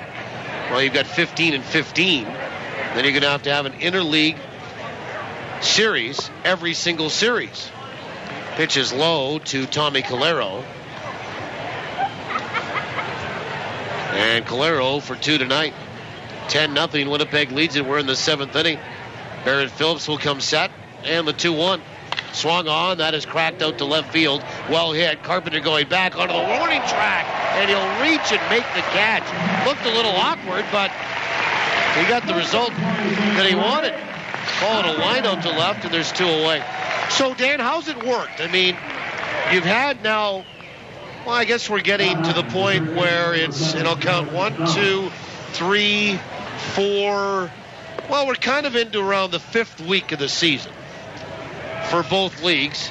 And I've seen New Jersey come over here do well. I've seen St. Paul go over on the other side and not do very well. It tells me that the level of competition is a little closer than some might suggest. So, no, I would agree. You really have blocks of 10 games. New Jersey started the season in the American Association. They went 5-5. And then it shifted for 10 more games. It's 10-10-10 series. And St. Paul went 4-6 when they went out east, and now Newark is in the process of their 10-game swing. But in reality, I mean, I didn't think much different. The rules are basically the same. I mean, our office handles the league, both offices for both leagues. Pitch is swung on and hit to the gap by Jared McDonald over into right center. Picked up by Mazzola. He'll fire it back in. And that is an extra base hit here for Lincoln in the 7th with 2 away. And Barrett Phillips gives up a hit to Jared McDonald, and the batter will be Brad Payne, who's 0 for 2. The really only differences are the salary cap is a little lower in the Can-Am League, and in the American Association you have to carry 4 rookies in your roster. In the Can-Am you must carry 5. In the American Association you can have up to 3 LS5s, and in the Can-Am it's only 1 LS5. That's really the only differences. Some would say those are a little bit greater than slight, I mean. Well, years past they were, but if you look at the American Association rosters this year, a lot of clubs are not even carrying their full allotment of 4s and 5s. Whether they're just not available, but a lot of them are not carrying the full allotment this year. Here's Brad Payne, who's 0 for 2. He flew out and struck out looking. Phillips will come set. Goldeyes lead at 10-0. The pitch. Low and inside, ball 1. And part of that might be that, those LS 4s and 5s usually command a little bit more money. If you can give the extra cash to the veterans and carry a guy that's an LS1 or LS2 that doesn't make as much, then it all balances out a little bit better. Pitch is swung on and fouls the plate. 1 ball, 1 strike. That's just one scenario that I'm kind of thinking of quickly off the top of my head. That's possible. It's different managers, different strategies. Some just simply say there's not that many LS4s available this year for whatever reason. 1 ball, 1 strike. So, where are you with it? I mean, I guess let's throw out a couple of scenarios. Number 1, you don't get any expansion over on the Can-Am side. You're stuck at 5, and same thing with the American Association. Pitch is bounced out towards short. Nice running pickup by Narodowski. Throw to first, and an Olay, a backhand by John Weber on a throw that was in the dirt. He could not make it. Gets by him, goes into the dugout area, and Brad Payne will be safely up to second base, likely on the air, and that's how they're going to charge it. It'll be 6. And a run will come in to score as Jared McDonald with 2 away was running and scores from second base. No RBI for Payne, but Lincoln's on the board. It's 10-1. And the Goldeyes make an error for the first time in the series. And here's Alan Rick, who's 1 for 2 this evening and 1 for 5 in the series with a couple of strikeouts, lefty-lefty. Phillips will come set. First pitch. Fastball is low, ball 1. Okay, so one scenario is no expansion on the other side. You have 5. No expansion on this side. You're still at 13. Do you go forward with interleague play again next year? I think you do. I think the response we've had so far has been very positive. Some of the travels I've made to Wichita and Kansas City and Lincoln earlier in the year, I mean, there's some sentiments, even if we're even in the American Association and even the Can-Am, that maybe you still do a limited interleague play for maybe a week or 2. Okay. And it really has worked out well. And speaking to Greg Taggart last night and Gary, when the Railcats head east, they're going to bus out there. And Gary's that much farther closer. I mean, a trip from Gary to New Jersey is really no different from Winnipeg going to Kansas City. Right. Breaking ball is swung on and missed, and Alan Rick is behind 1-2. He hit a foul ball. It was a bullet. Well, I think when Greg was here, we had a chance to talk to him, and I think he said it was almost closer to go to the East Coast for them than it is to come to Winnipeg. Winnipeg, and they're going to Texas this week. They're going to Amarillo, so it would be a lot closer for them to go to New Jersey. Absolutely. 1 ball, 2 strikes. And the pitch is low, 2-2. I mean, let's face it, you're probably 17 hours by bus from Gary to Winnipeg. And just I traveled that route once before. From Gary to Detroit, you're probably 5.5. And then you're probably only another, I would say, 6 from the New Jersey area. I was going to say you're probably about 11 hours or so. Yeah, so there you are. Pitch is high and away, 3 balls and 2 strikes. Okay, so now what happens if there's a team that joins up with the Can-Am League, and I know you kind of hinted toward that, and you get to 6, but you're only at 13 here, you would still continue, would you? Pitch is inside, ball 4. You're going to have both leagues are going to be at odd, but maybe there's ways to make things work. I mean, there's a lot can happen between now and the end of the season and movement of memberships and who knows what may happen. But I think in some case, if we're an odd number, maybe you force an odd number to make interleague work. I think you could do that based on some travel and some off days. It might be a little bit easier based on the fact that you've got another league. As the Goldeyes will get somebody up in the bullpen, and there'll be a pinch runner here. Coming in is number 20, A.J. Miller, to run for Alan Rick. And then Miller will likely come into the baseball game to catch for the balance of it here. We're in the 7th inning. Winnipeg leads it by a score of 10-1. Game 2 of this 3-game series. And the pitch is swung on by Spears and fouled back to the screen for strike 1. Dan Mouchon is my guest, president of the American Association. So, well, obviously, I mean, if you're trying to really serve 2 masters here in one respect, Dan, and I can appreciate that. The 0-1 is a little bit low, 1 ball, 1 strike, because you've entered into this interleague play. You almost need expansion, not just for one league, but for the other league to really make things work and equitable in terms of having a schedule and then even continuing with an interleague schedule. And a pitch is high, 2 balls and 1 strike. So, obviously if there's some interest in some team coming in to be the 14th team in the American Association, do you hinder that because there's not one to fill up over for team number 6 in the Can-Am League? No, I don't think so at all. The American Association has to do what they need to do, and the Can-Am needs to do what they need to do. But from the Can-Am League's perspective, let's say you need an odd number in the Can-Am. Pitch is swung on and belted right back up the middle for a base hit. Joe Spears will have an RBI double because Brad Payne will score with 2 away. And that's an unearned run based on that error. And all of a sudden it's 10-2. It's a lot easier in the Can-Am to make an odd number situation work, because we've had road teams in the past in the Can-Am, which could work in the Can-Am because the proximity of these cities is so close. You could put together a road team to even it up if you needed to. Say we expanded the American Association, we're at 14, wherever that city is right now, who knows. Right. But if you get to 14 and you're still at the 5, you needed that 6 to make it work, you could put together a road team in the Can-Am.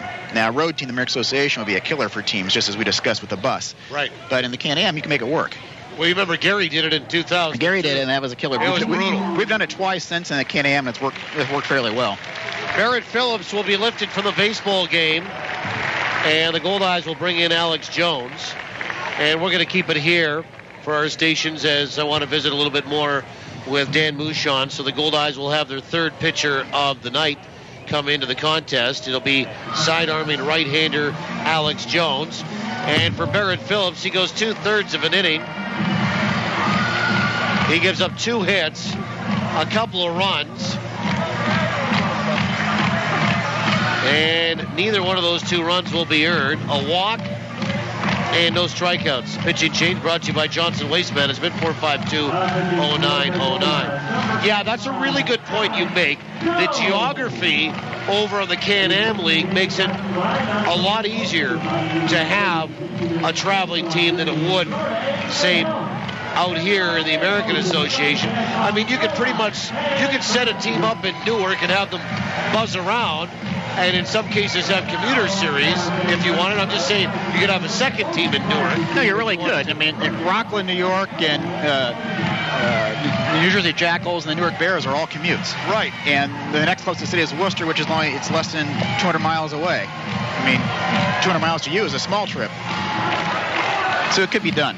Yeah, we do those with our eyes closed. That's right. And Mike Provencher will be the batter.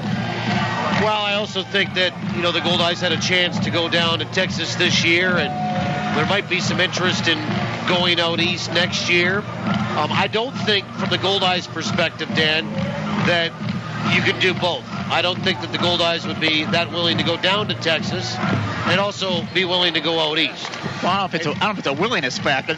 Willingness may not be the issue. But you just take the number of teams you have. You probably aren't going to do it because you're going to have games played in the Can-Am. There's just not that many. Right. Yeah, you still have a 100-game schedule. Divide it out and try to play as many teams you possibly can. You're obviously not going to be able to play everyone. So that would be one of the trips to eliminate. But I think there's a lot of people excited here, including myself, about seeing Pat Scalabrini and his Le Capital team coming to Winnipeg in July and playing a 3-game series, Quebec City versus Winnipeg. I think it's definitely true, and I think Quebec would love to see Winnipeg come out there. There's no question. Here's Mike Provencher as Alex Jones gets his complement of 8 warm-up pitches. Goldeyes lead at 10-2. Runners at first and second, 2 away. The errors hurt Winnipeg here. And Jones will come set. First pitch is outside, ball 1. Alex Jones, 6'6", 190 pounds. From Cullman, Alabama. He's had a pretty good year so far for Winnipeg. 1 ball, no strikes, the pitch. Swing and a miss. And it's 1-1. And for Jones, his 10th appearance, no record of 4 flat ERA. 9 innings, 8 hits, 4 earned runs, 5 walks, 4 strikeouts. Opposition batting .276 against him. 1 ball, 1 strike, the pitch. In there for a strike, good fastball, and it's 1-2. End of the second quarter. LeBron James and the Miami Heat lead Oak City 54-47. LeBron's got 14. Kevin Durant has 13. And they're through 20 minutes. 1-2, swing and a miss. And down on strikes goes Mike Provencher. And Jones comes in and gets a strikeout his first in the first batter he sees. And the Goldeyes have struck out 4 here tonight. You want to hang around for another half? Sure, if you'll have me. Yeah, absolutely. Dan Bouchon, president of the American Association, is my guest. For Lincoln, 2 runs on a couple of hits, a Goldeye error, and 2 left. Stretch time in my hometown. We invite you wherever you are tonight to get up and do the same with us. We go to the bottom of the 7th. Goldeyes lead at 10-2 on the Goldeyes Radio Network. Healthcare is a big, complex system, and sometimes things happen that aren't planned. Poor communication can lead to patient harm. Here are 3 questions you should always ask. What is my health problem? What do I need to do? Why do I need to do this? Asking these questions can open up conversation with your healthcare providers. So ask, listen, and talk. Be polite but persistent. The Manitoba Institute for Patient Safety website has more information on how you can learn to be safe. Coaches, your players are great at scoring goals. But when the goal is raising money, it's not always easy to score. And that's where the Winnipeg Free Press can help. We're introducing a unique fundraising promotion available to all Manitoba minor league sports teams. And if you participate, your team has a chance to meet Winnipeg Jets of Vander Kane. For complete program information, go to winnipegfreepress.com/Team Kane and find out how your team can get involved.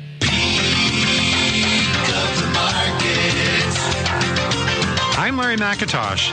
Did you know that every single Peak of the Market vegetable is grown in Manitoba? Well, they are. They are 100% Manitoba grown with absolutely no exceptions. Peak of the Market is 40 Manitoba family farms that are all located within 100 miles of Winnipeg. Peak of the Market, always local and proud to be 100% Manitoba owned and operated. Peak of the Market. Bottom of the 7th inning. And the Goldeyes lead it 10-2. Justin Raleigh works into his 3rd inning. Now remember, the Goldeyes scored 8 runs in the first and knocked Gino Gonzalez out of the contest in the first as the starter.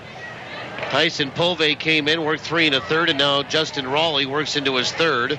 Here's Luis Allen, 1 for 2 with a walk. First pitch is low and inside, ball 1. Oh no, late strike call.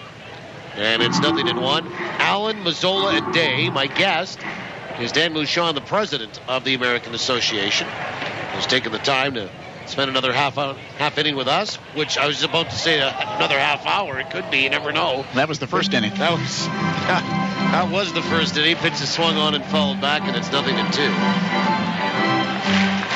And you're just one night only here, or you're going to hang around for the morning start tomorrow, It's one night only. Okay.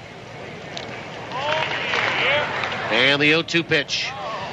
Swung on, chopper out towards short, fielded by Spears. Up with it, shuffles and throws over to first. And there is one away. Okay, real quick.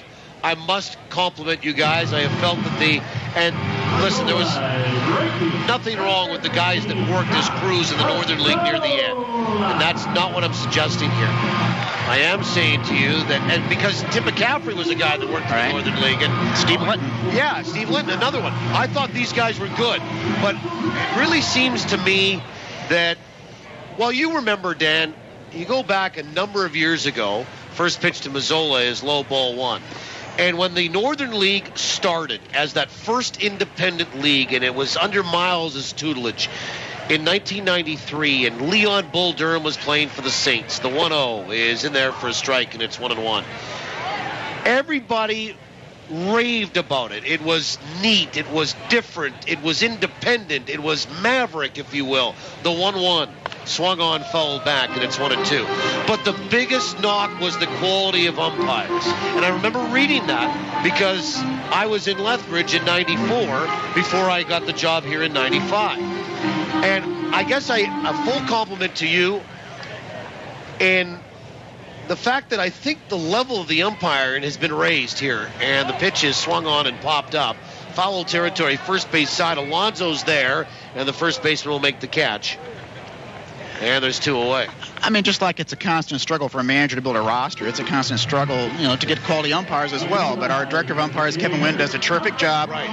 The early years, it was just 2 locals, a 2-man crew. So we've committed to the 3-man crew. And Kevin works to develop the umpires. We have 48 guys now who had umpired for us who are now in affiliated ball. We've got one who is in the International League, is right on the cusp of being called to the majors. He had worked Major League Spring Training, was invited to the Futures game, and had umpired that, and very soon we're going to get an umpire in the major leagues, which I think is tremendous. First pitch is swung on and fouled back by Kyle Dane. It's strike 1 to him from Justin Raleigh. Day 1 for 3. Well, I agree. And, I was talking to Kevin when we saw him down in Kansas City when we were finishing up the exhibition schedule before the Goldeyes started the regular season as they worked their way down toward Texas. And the 0-1. Breaking ball is low, 1 ball, 1 strike. One of the things that he said was he would like to get into this area, into southern Manitoba, and help to develop some more guys that you can push into the league here as locals as well. Right, we try to, a lot of the cities we're in, we use the locals are typically Division I umpires, and unfortunately you just don't have enough baseball here in southern Manitoba to get that Division I experience. 1-1, swung on, fouled back, and it's 1-2.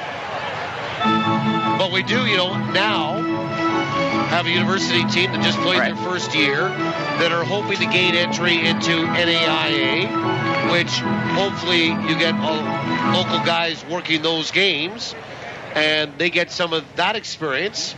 It's no different than a pitcher getting innings or a batter getting at-bats. The umpires need innings just like the players do.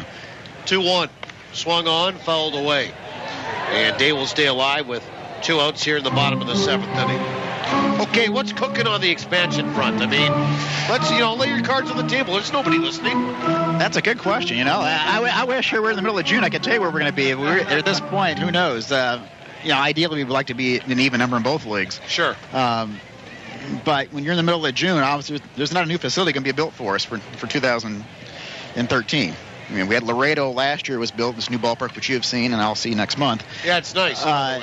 That's why we're not number now. We brought in a good market like that with a good facility.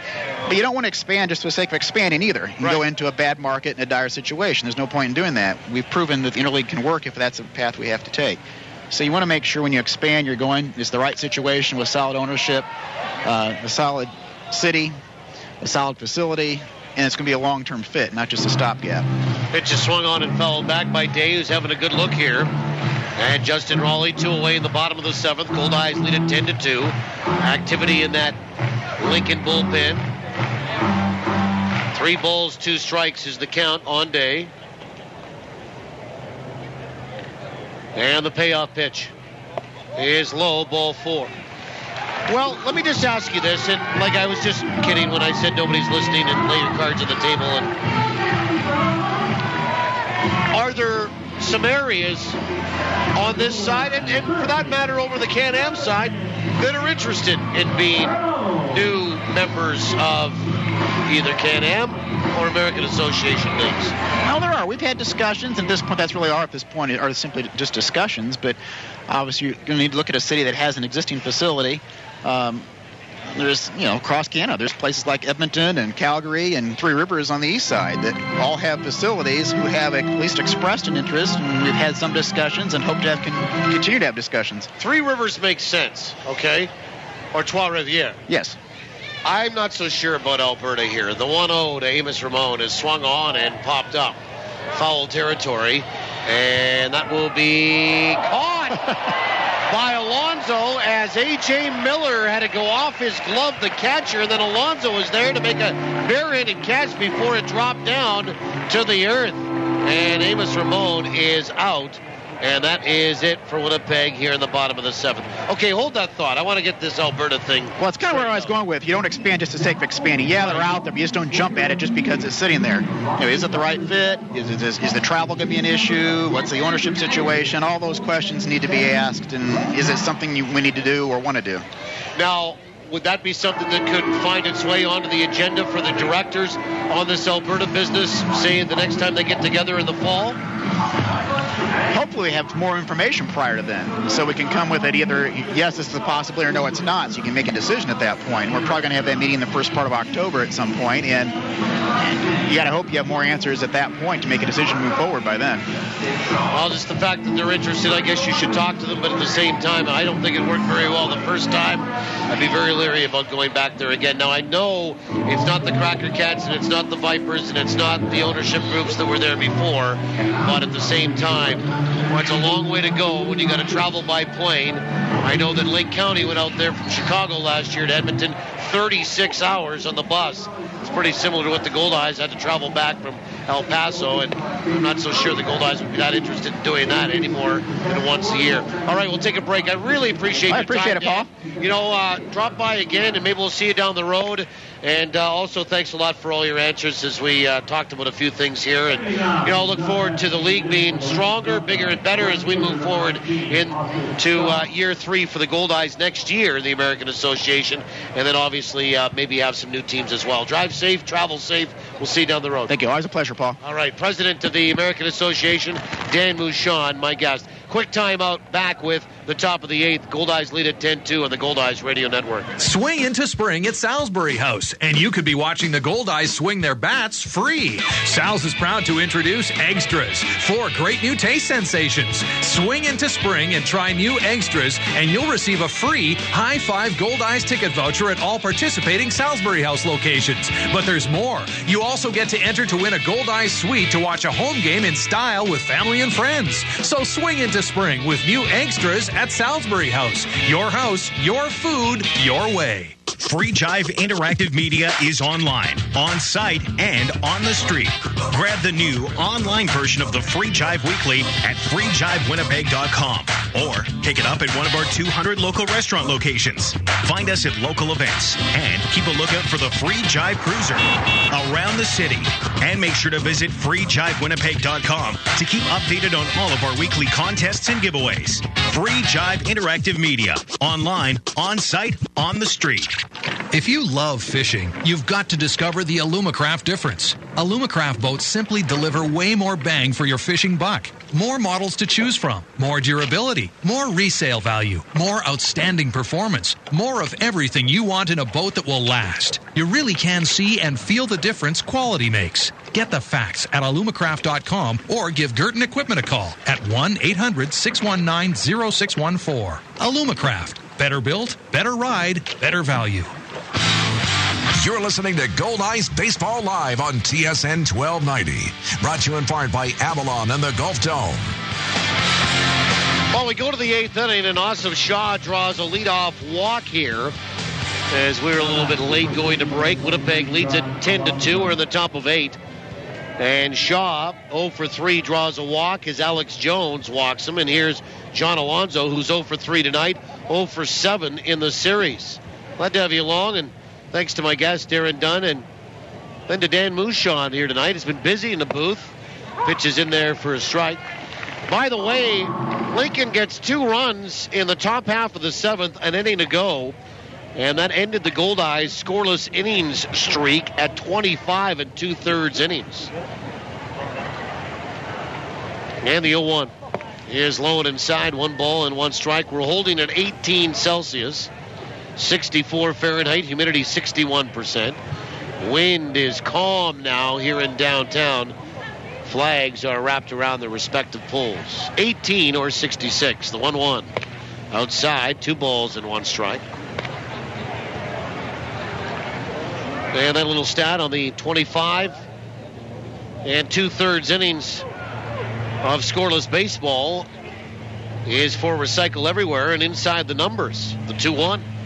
Inside, it got away from Luis Allen, goes back toward the screen. And that will be a wild pitch. And a runner up to second base. And Asif Shah. Inside the Numbers brought to you by Recycle Everywhere, working together to make away from home recycling commonplace. To learn more, visit recycleeverywhere.ca. Goldeyes will get some more people up in the bullpen. And the 3-1. Swung on, chopped out towards short. To his right, Narodowski up with it and over to first base. And it holds the runner at second, and Alonso is out number 1 here in the 8th. Yeah, the Goldeyes last night, of course, shut out Lincoln 4-0. The right fielder, number 25, Stephen Holdren.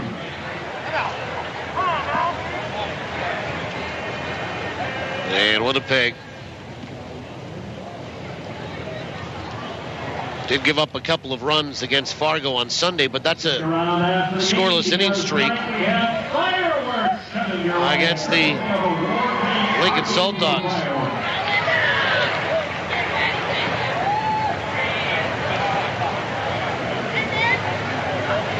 And actually for the Saltdogs, it was their first run in 25 2/3. As we get Bill Pulsifer out to have a little chat. So that's what it was. I get past a note here, and you know the Goldeyes had shut out Lincoln, but they were shut out at home the night before they came out here by Sioux City. So they had not scored in 25 2/3 innings. On Inside the Numbers for recycleeverywhere.ca.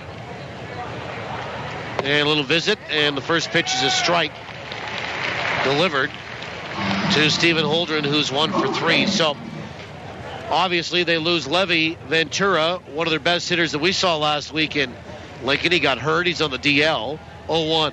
Swung on, filleted foul, and it's 0-2 to Holdren. And they've had a problem scoring runs. They got shut out at home before they came up here. Shut out last night.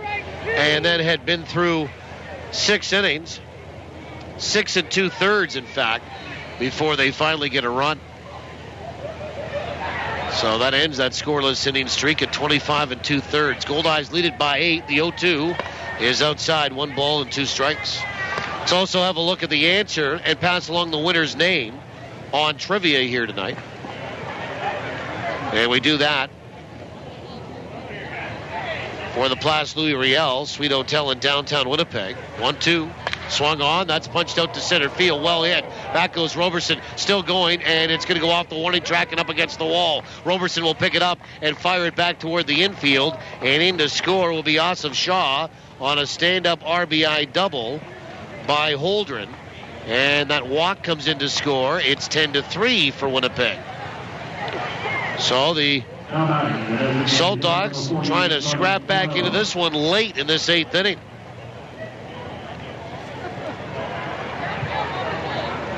And the batter will be Tommy Calero, who's 0 for 3 tonight and 0 for 7 in the series. Trivia for the Place Louis Riel Suite Hotel in downtown Winnipeg. Place Louis Riel, specializing in spacious executive suites. First pitch is swung on and missed. Strike 1. Question tonight: after an 11 strikeout performance from starter Fabian Williamson last night, the lefty now finds himself tied for second in the league in strikeouts entering action today. Pitch is swung on and fouled to the plate. Strike 2. I wanted to know who led the Goldeyes in strikeouts last season. Well, congratulations to Pat Bobko of Dugald, Manitoba. Pat knew the answer to be Chris Salamita. Wasn't even close. He had 109 last year to lead the team. The 0-2 inside with a breaking ball, 1-2. And there wasn't anybody even close to triple digits after Salamita. So Pat Bobko, congratulations. You're our winner tonight on trivia. Pick up a pair of Goldeye tickets. 1-2. Missed inside, 2-2. To a future home game, and also an opportunity to be the grand prize winner of a weekend stay at the Place Louis at the end of the season. The answer: Chris Salamita led the team in strikeouts last year with 109. 2-2. Swung on, fouled at the plate. We do it again. Left-hander up in the bullpen is Zach Baldwin for Winnipeg. And there was some more throwing in the bullpen for Lincoln.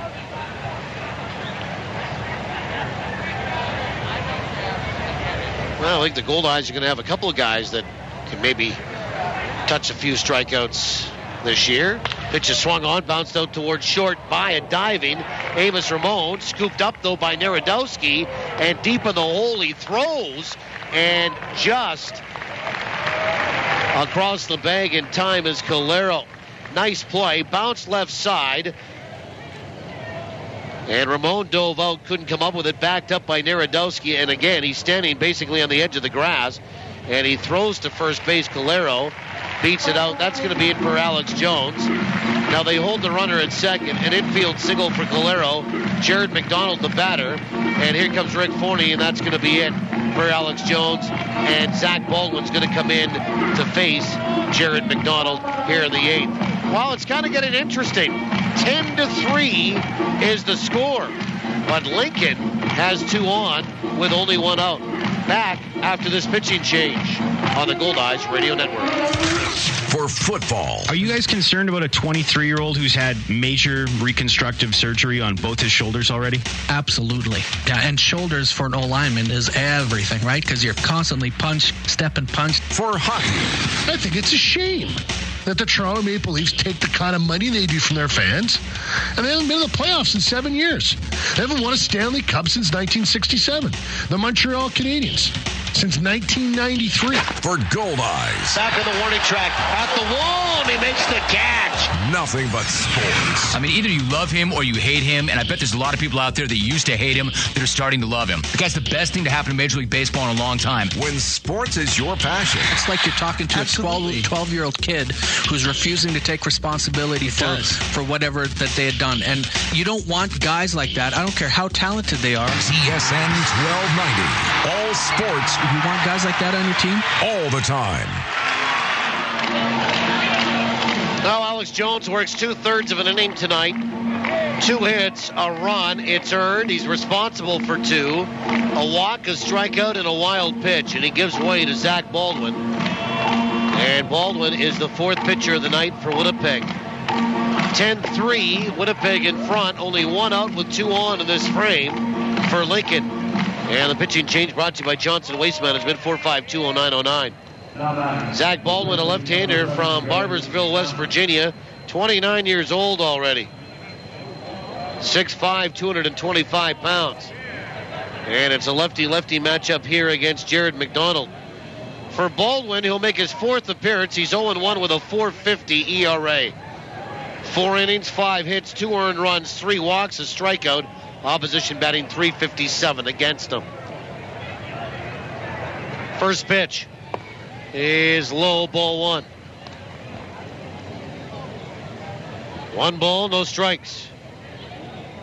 Holdren at second. Calero is at first base. The 1-0 is in there for a strike, and it's 1-1. Good fastball. Manitoba Blue Cross out-of-town scoreboard. Manitoba Blue Cross, the color of caring. In the American Association, St. Paul leads Fargo 7-2 in the 7th. 1-1 is in there for a strike, and it's 1-2. McDonald tonight, 1 for 2 with a walk and a run scored. St. Paul 7, Fargo 2 in the 7th. Fargo on the verge of losing the series tonight in St. Paul. The pitch is swung on and bounced right side. That's going to get through. They're going to wave in the runner. Up with the ball, Mazzola. No throw home. It'll be an RBI single for McDonald as he gets a 2-strike run-scoring hit. And it's 3 runs in the inning for Lincoln. Or 2 runs in the inning for Lincoln. And 4 in the ball game. It's 10-4. Calero stops at second base. Holdren scores from second. And McDonald has an RBI single for his 3rd run batted into the year. Here's Brad Payne. He's 0 for 3. Just kind of stuck out the bat and flicked it into right field. First pitch, swung on, lifted out toward left field. Right there is Carpenter. He'll make the catch for the second out. Fargo on the verge of losing for the 5th straight game. And here's A.J. Miller, who came in to pinch run for Alan Rick and then caught the last inning. Goldeyes lead at 10-4.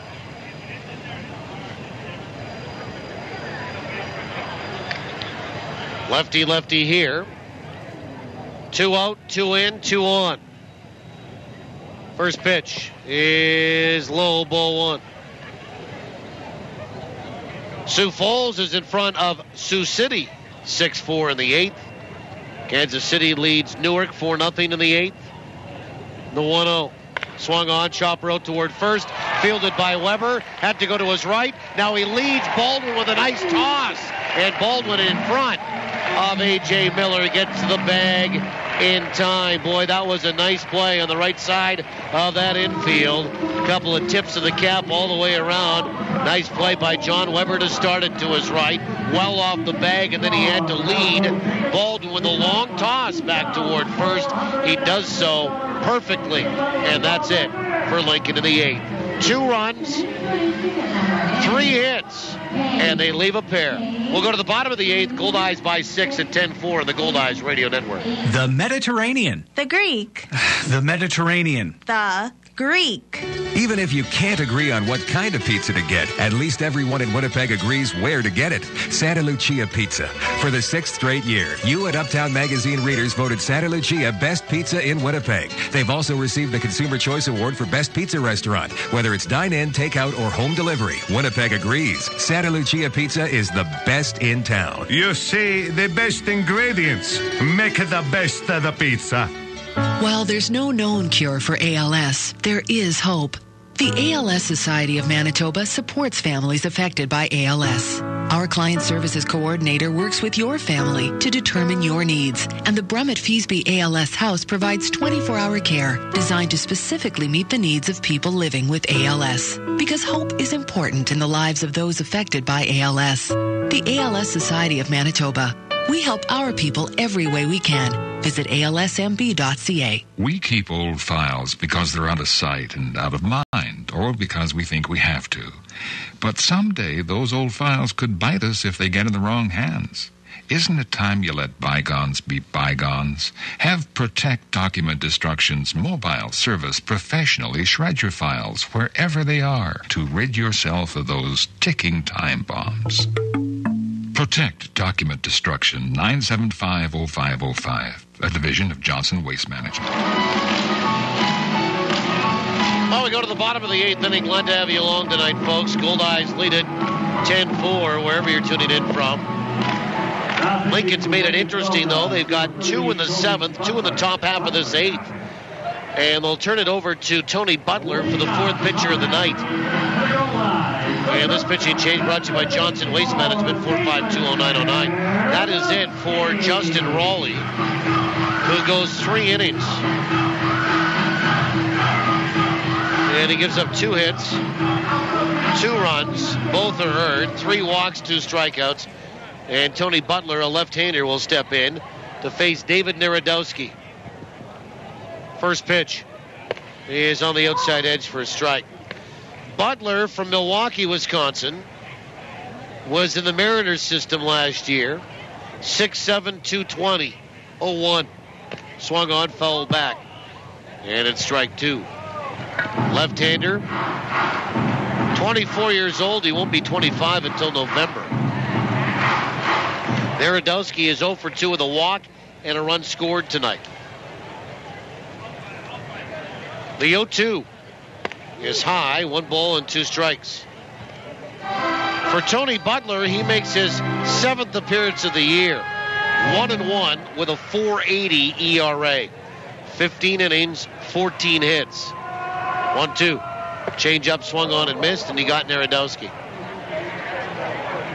And there's 1 away. Strikeout for Butler. 7 punch-outs tonight for Lincoln pitching. Butler, 15 innings, 14 hits, 8 earned runs. His problem has been walks. 12 base-on balls in 15 innings, just 7 strikeouts. Opposition batting .269 against the lefty. Here's Rich Carpenter.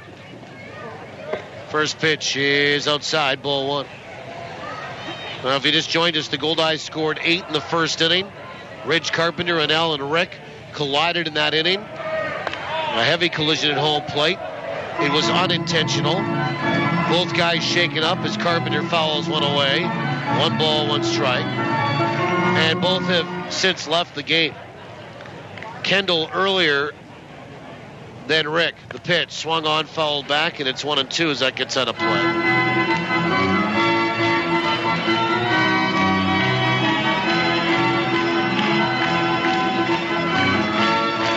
Rich Carpenter tonight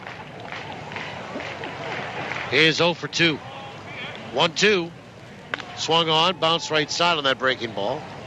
And he'll stay alive with 1 away in the bottom of this 8th inning. While we have a chance, let's have a look at Trades and Transactions brought to you by the Animal Hospital Manitoba. We are a full-service veterinary hospital that also provides behavioral and nutritional counseling. The Animal Hospital Manitoba, we treat your pet as if they were our own. 1 ball, 2 strikes. The pitch. Swung on, fouled back. As Ridge is having a real good look here. Well, in the American Association today, El Paso released right-handed pitcher Osvaldo Rodriguez. 1-2. Swung on, fouled back, and it's still a ball and 2 strikes. Signed left-handed pitcher Kyle Kreitch and lefty Brandon Godfrey.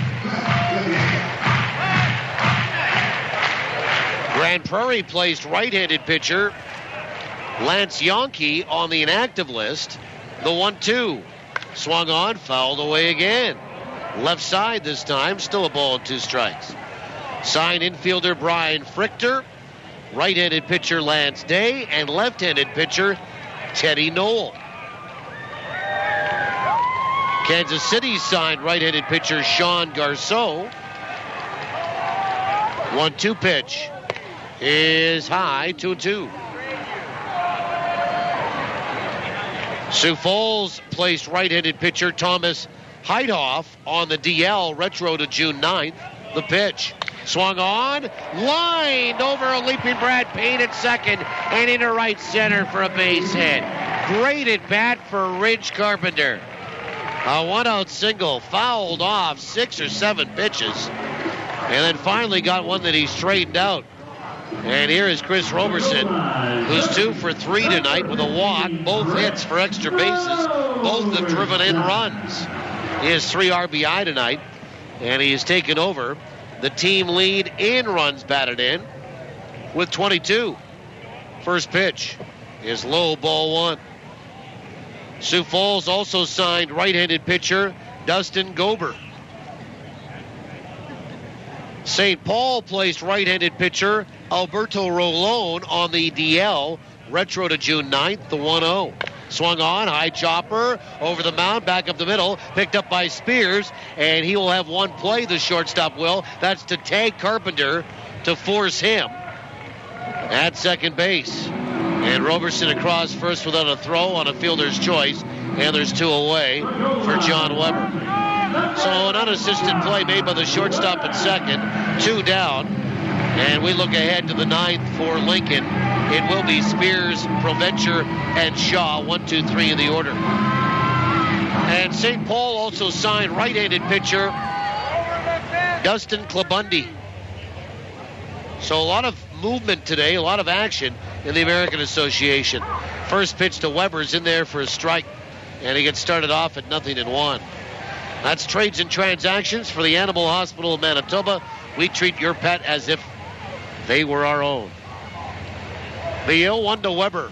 Outside, and it bounced in the dirt, got away from Miller. The catcher goes to the screen, and a wild pitch will advance Chris Roberson to second base. Goldeyes lead it 10-4. Maybe with 2 away, trying to tack on an insurance marker. 1 ball, 1 strike to Weber, who's 0 for 3 with a walk tonight and a run scored. Butler comes set, and the 1-1 pitch is in there for a strike, and it's 1-2. Blue Jays today, by the way, if you're a Blue Jay fan, placed right-handed pitcher Brandon Morrow on the 15-day disabled list.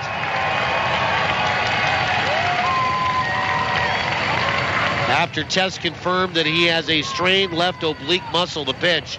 Bouncer in the dirt, nice block by Miller, 2-2. Morrow came out of the game in the first inning last night, threw 9 pitches in a 6-3 loss to Washington at Rogers Center. And further tests this afternoon. Having a good year, 7-4 with a 3.01 ERA in 13 starts. 2 balls, 2 strikes to John Weber.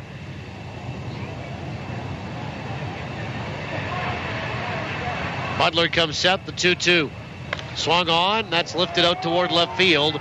Lazy fly ball, shot toward his right, toward the line. Makes the catch, and the Goldeyes are done in the bottom of 8. No runs, 1 hit, 1 left. We'll go to the 9th. Last chance for Lincoln coming up. They need 6 to tie, 7 to take the lead. Goldeyes are 3 outs away from winning their 6th straight game and winning this series here tonight as well before setting up that morning start in the finale tomorrow. We'll see what happens when we come back. Make sure you do. Goldeyes lead it 10-6 on the Goldeyes Radio Network. We asked Winnipeggers what makes Fergie's Fish and Chips at the Forks so good. Every order is made fresh while you wait. Oh, if you love authentic English-style fish and chips, Fergie's is the real deal. The fries are fresh cut from Manitoba potatoes. They're excellent. They only use non-hydrogenated oil, a healthier choice. It's just so good. Fergie's is fishalicious. Fergie's Fish and Chips at the Forks. The place for great fish and chips. Fishalicious! A good hit to right field. It's going, over the wall.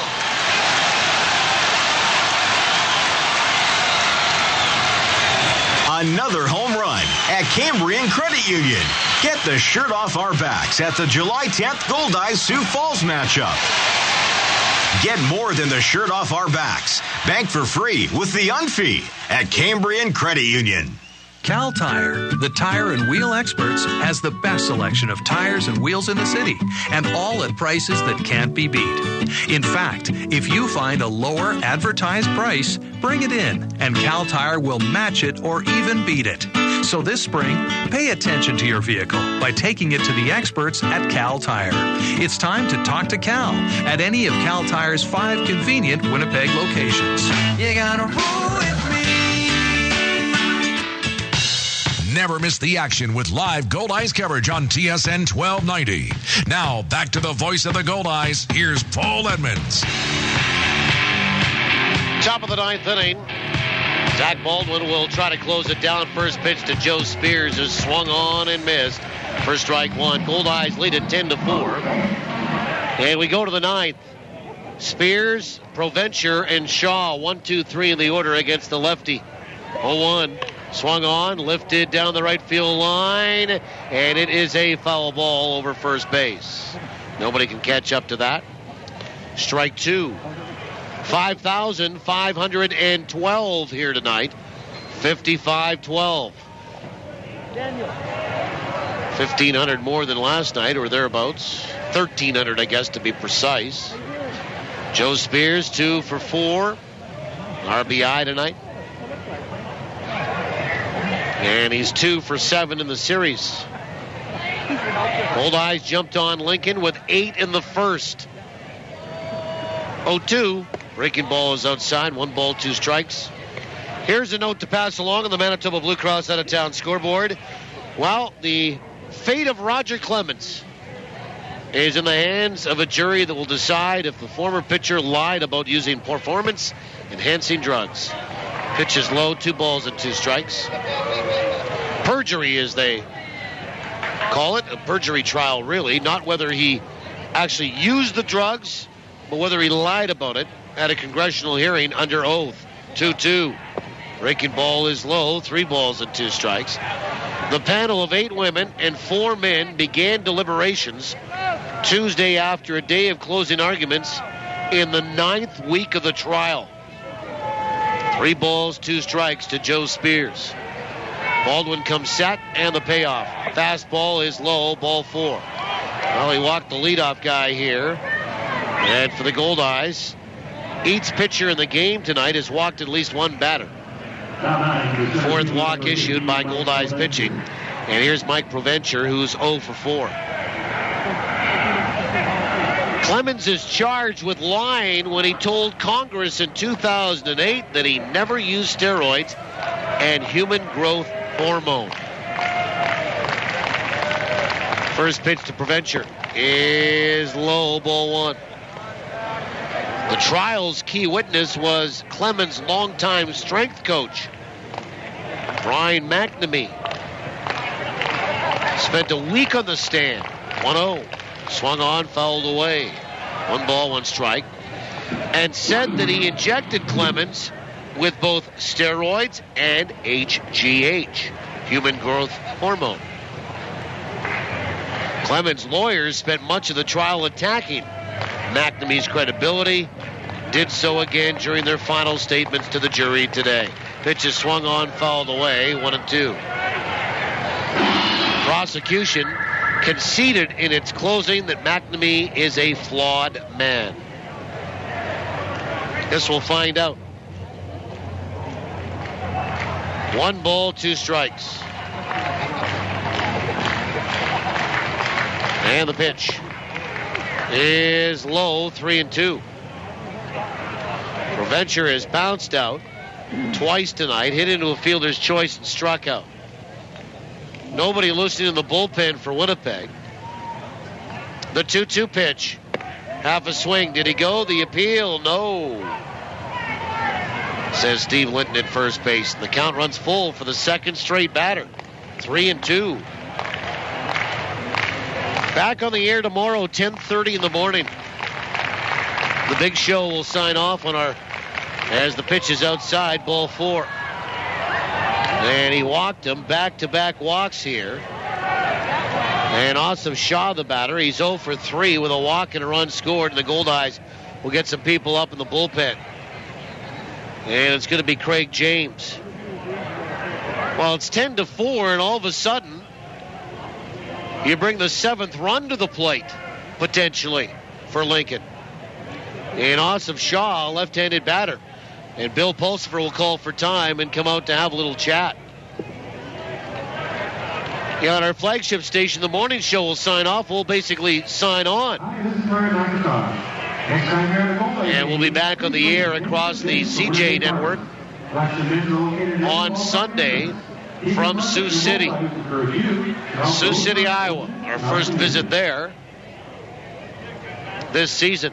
Home plate umpire Tim McCaffrey is going to go out and break up the mound meeting here. Buying some time for Craig James to get loose in the bullpen. Nobody out. Back-to-back walks issued by Baldwin. And Asif Shah for 3 with a walk and a run scored. We'll step in. Ace Walker gets the start for the Goldeyes tomorrow morning. Ryan Sheldon counters for Lincoln. First pitch is in there for a strike. Shaw is hitting .293. Couple of homers and 9 driven in. 2 on and nobody out. We're in the 9th. The 0-1 is low. 1 ball, 1 strike. Shaw thought about chasing that one, did not. 1-1. Goldeyes, 10 runs, 9 hits tonight, an error.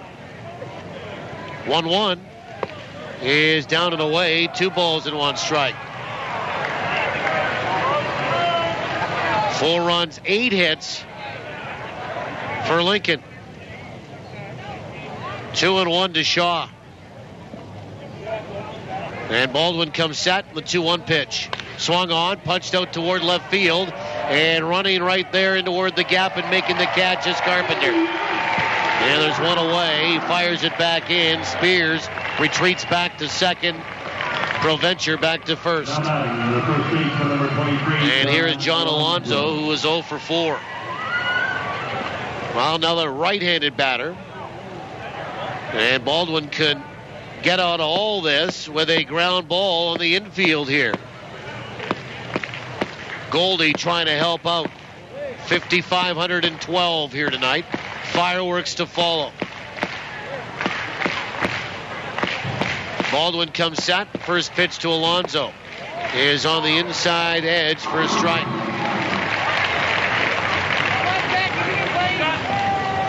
John Alonso is 0 for 8 in the series. Hails from Orlando, Florida, was in Grand Prairie last year, and a comebacker right by Baldwin back up the middle for a base hit, and that's going to score Spears and make it 10-5. An RBI single for John Alonso. And some of the fans are getting a little restless here. There'll be runners at first and second. And the batter is Stephen Holdren, a left-handed stick. So they'll leave Baldwin in to face Holdren here. See if he can get him out. Maybe induce a double play ball. 10-5. And now Holdren represents the 8th run, potentially for Lincoln. Lefty here, 1 away, 1 in, 2 on. First pitch in there for a strike. Good breaking ball from Baldwin.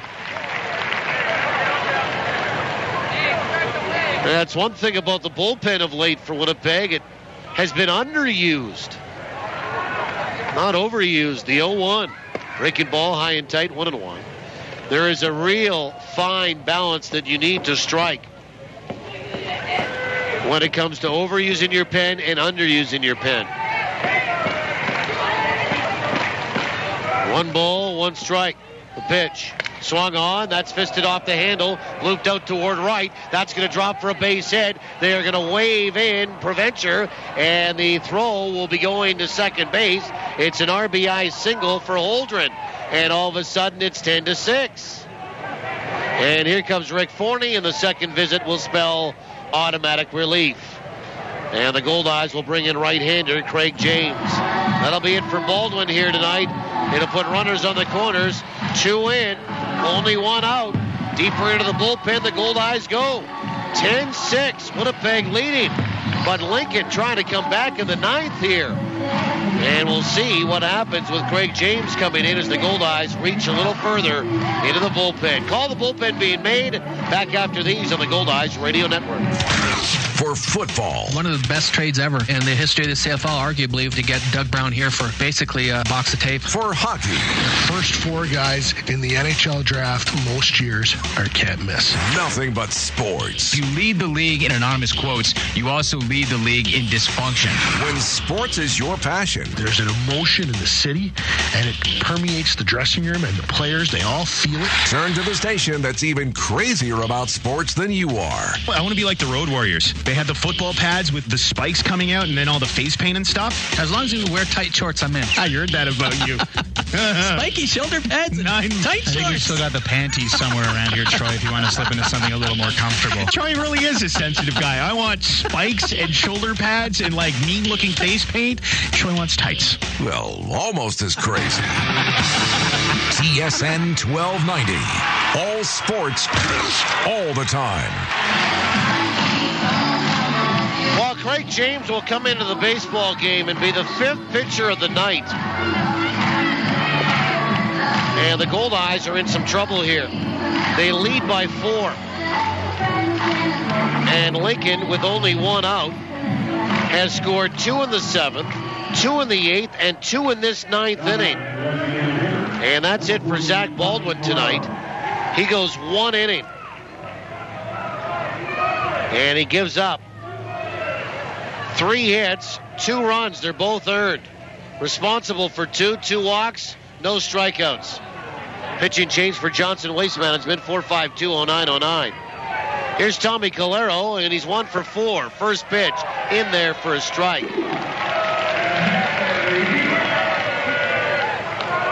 Again, Baldwin an inning tonight. 3 hits, 2 runs, responsible for 2 walks, no strikeouts.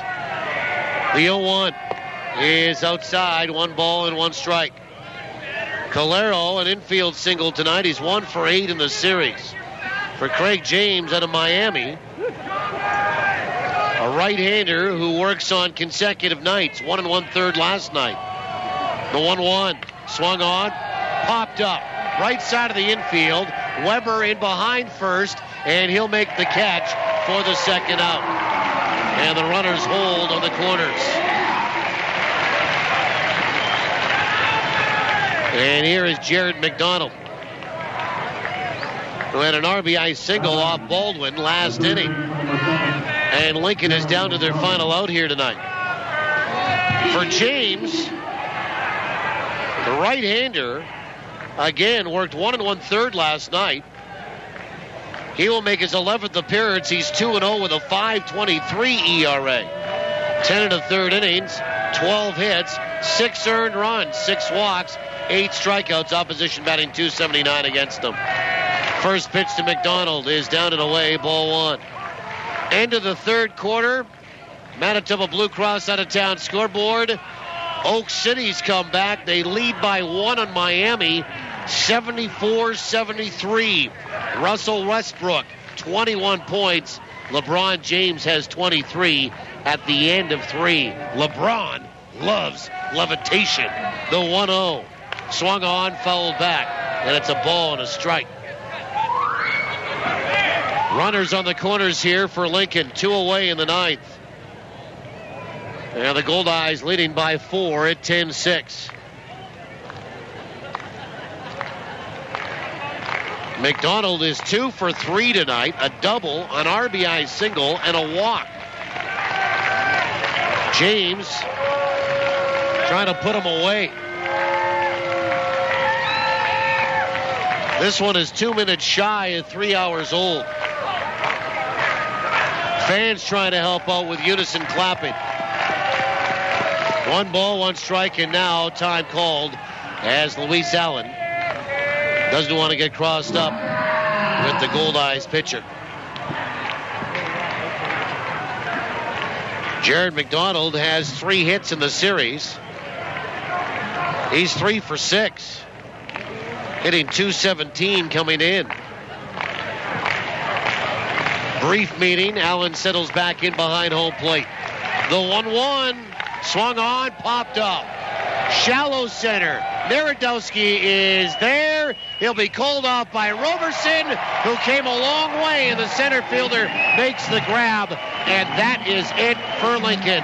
Goldeyes win the game, but Lincoln tried to come charging back and put a bit of a scare into Winnipeg in the final 3 innings. 2 runs on a couple of hits. 2 walks factor in, and 2 left for Lincoln. The final score, Winnipeg 10, Lincoln 6. Goldeyes win the series. They've won 6 in a row. Well, the totals of the postgame show are next after these from downtown on the Goldeyes Radio Network. Summer is something to enjoy, but remember, drinking any alcohol and driving don't mix. Drinking and driving puts you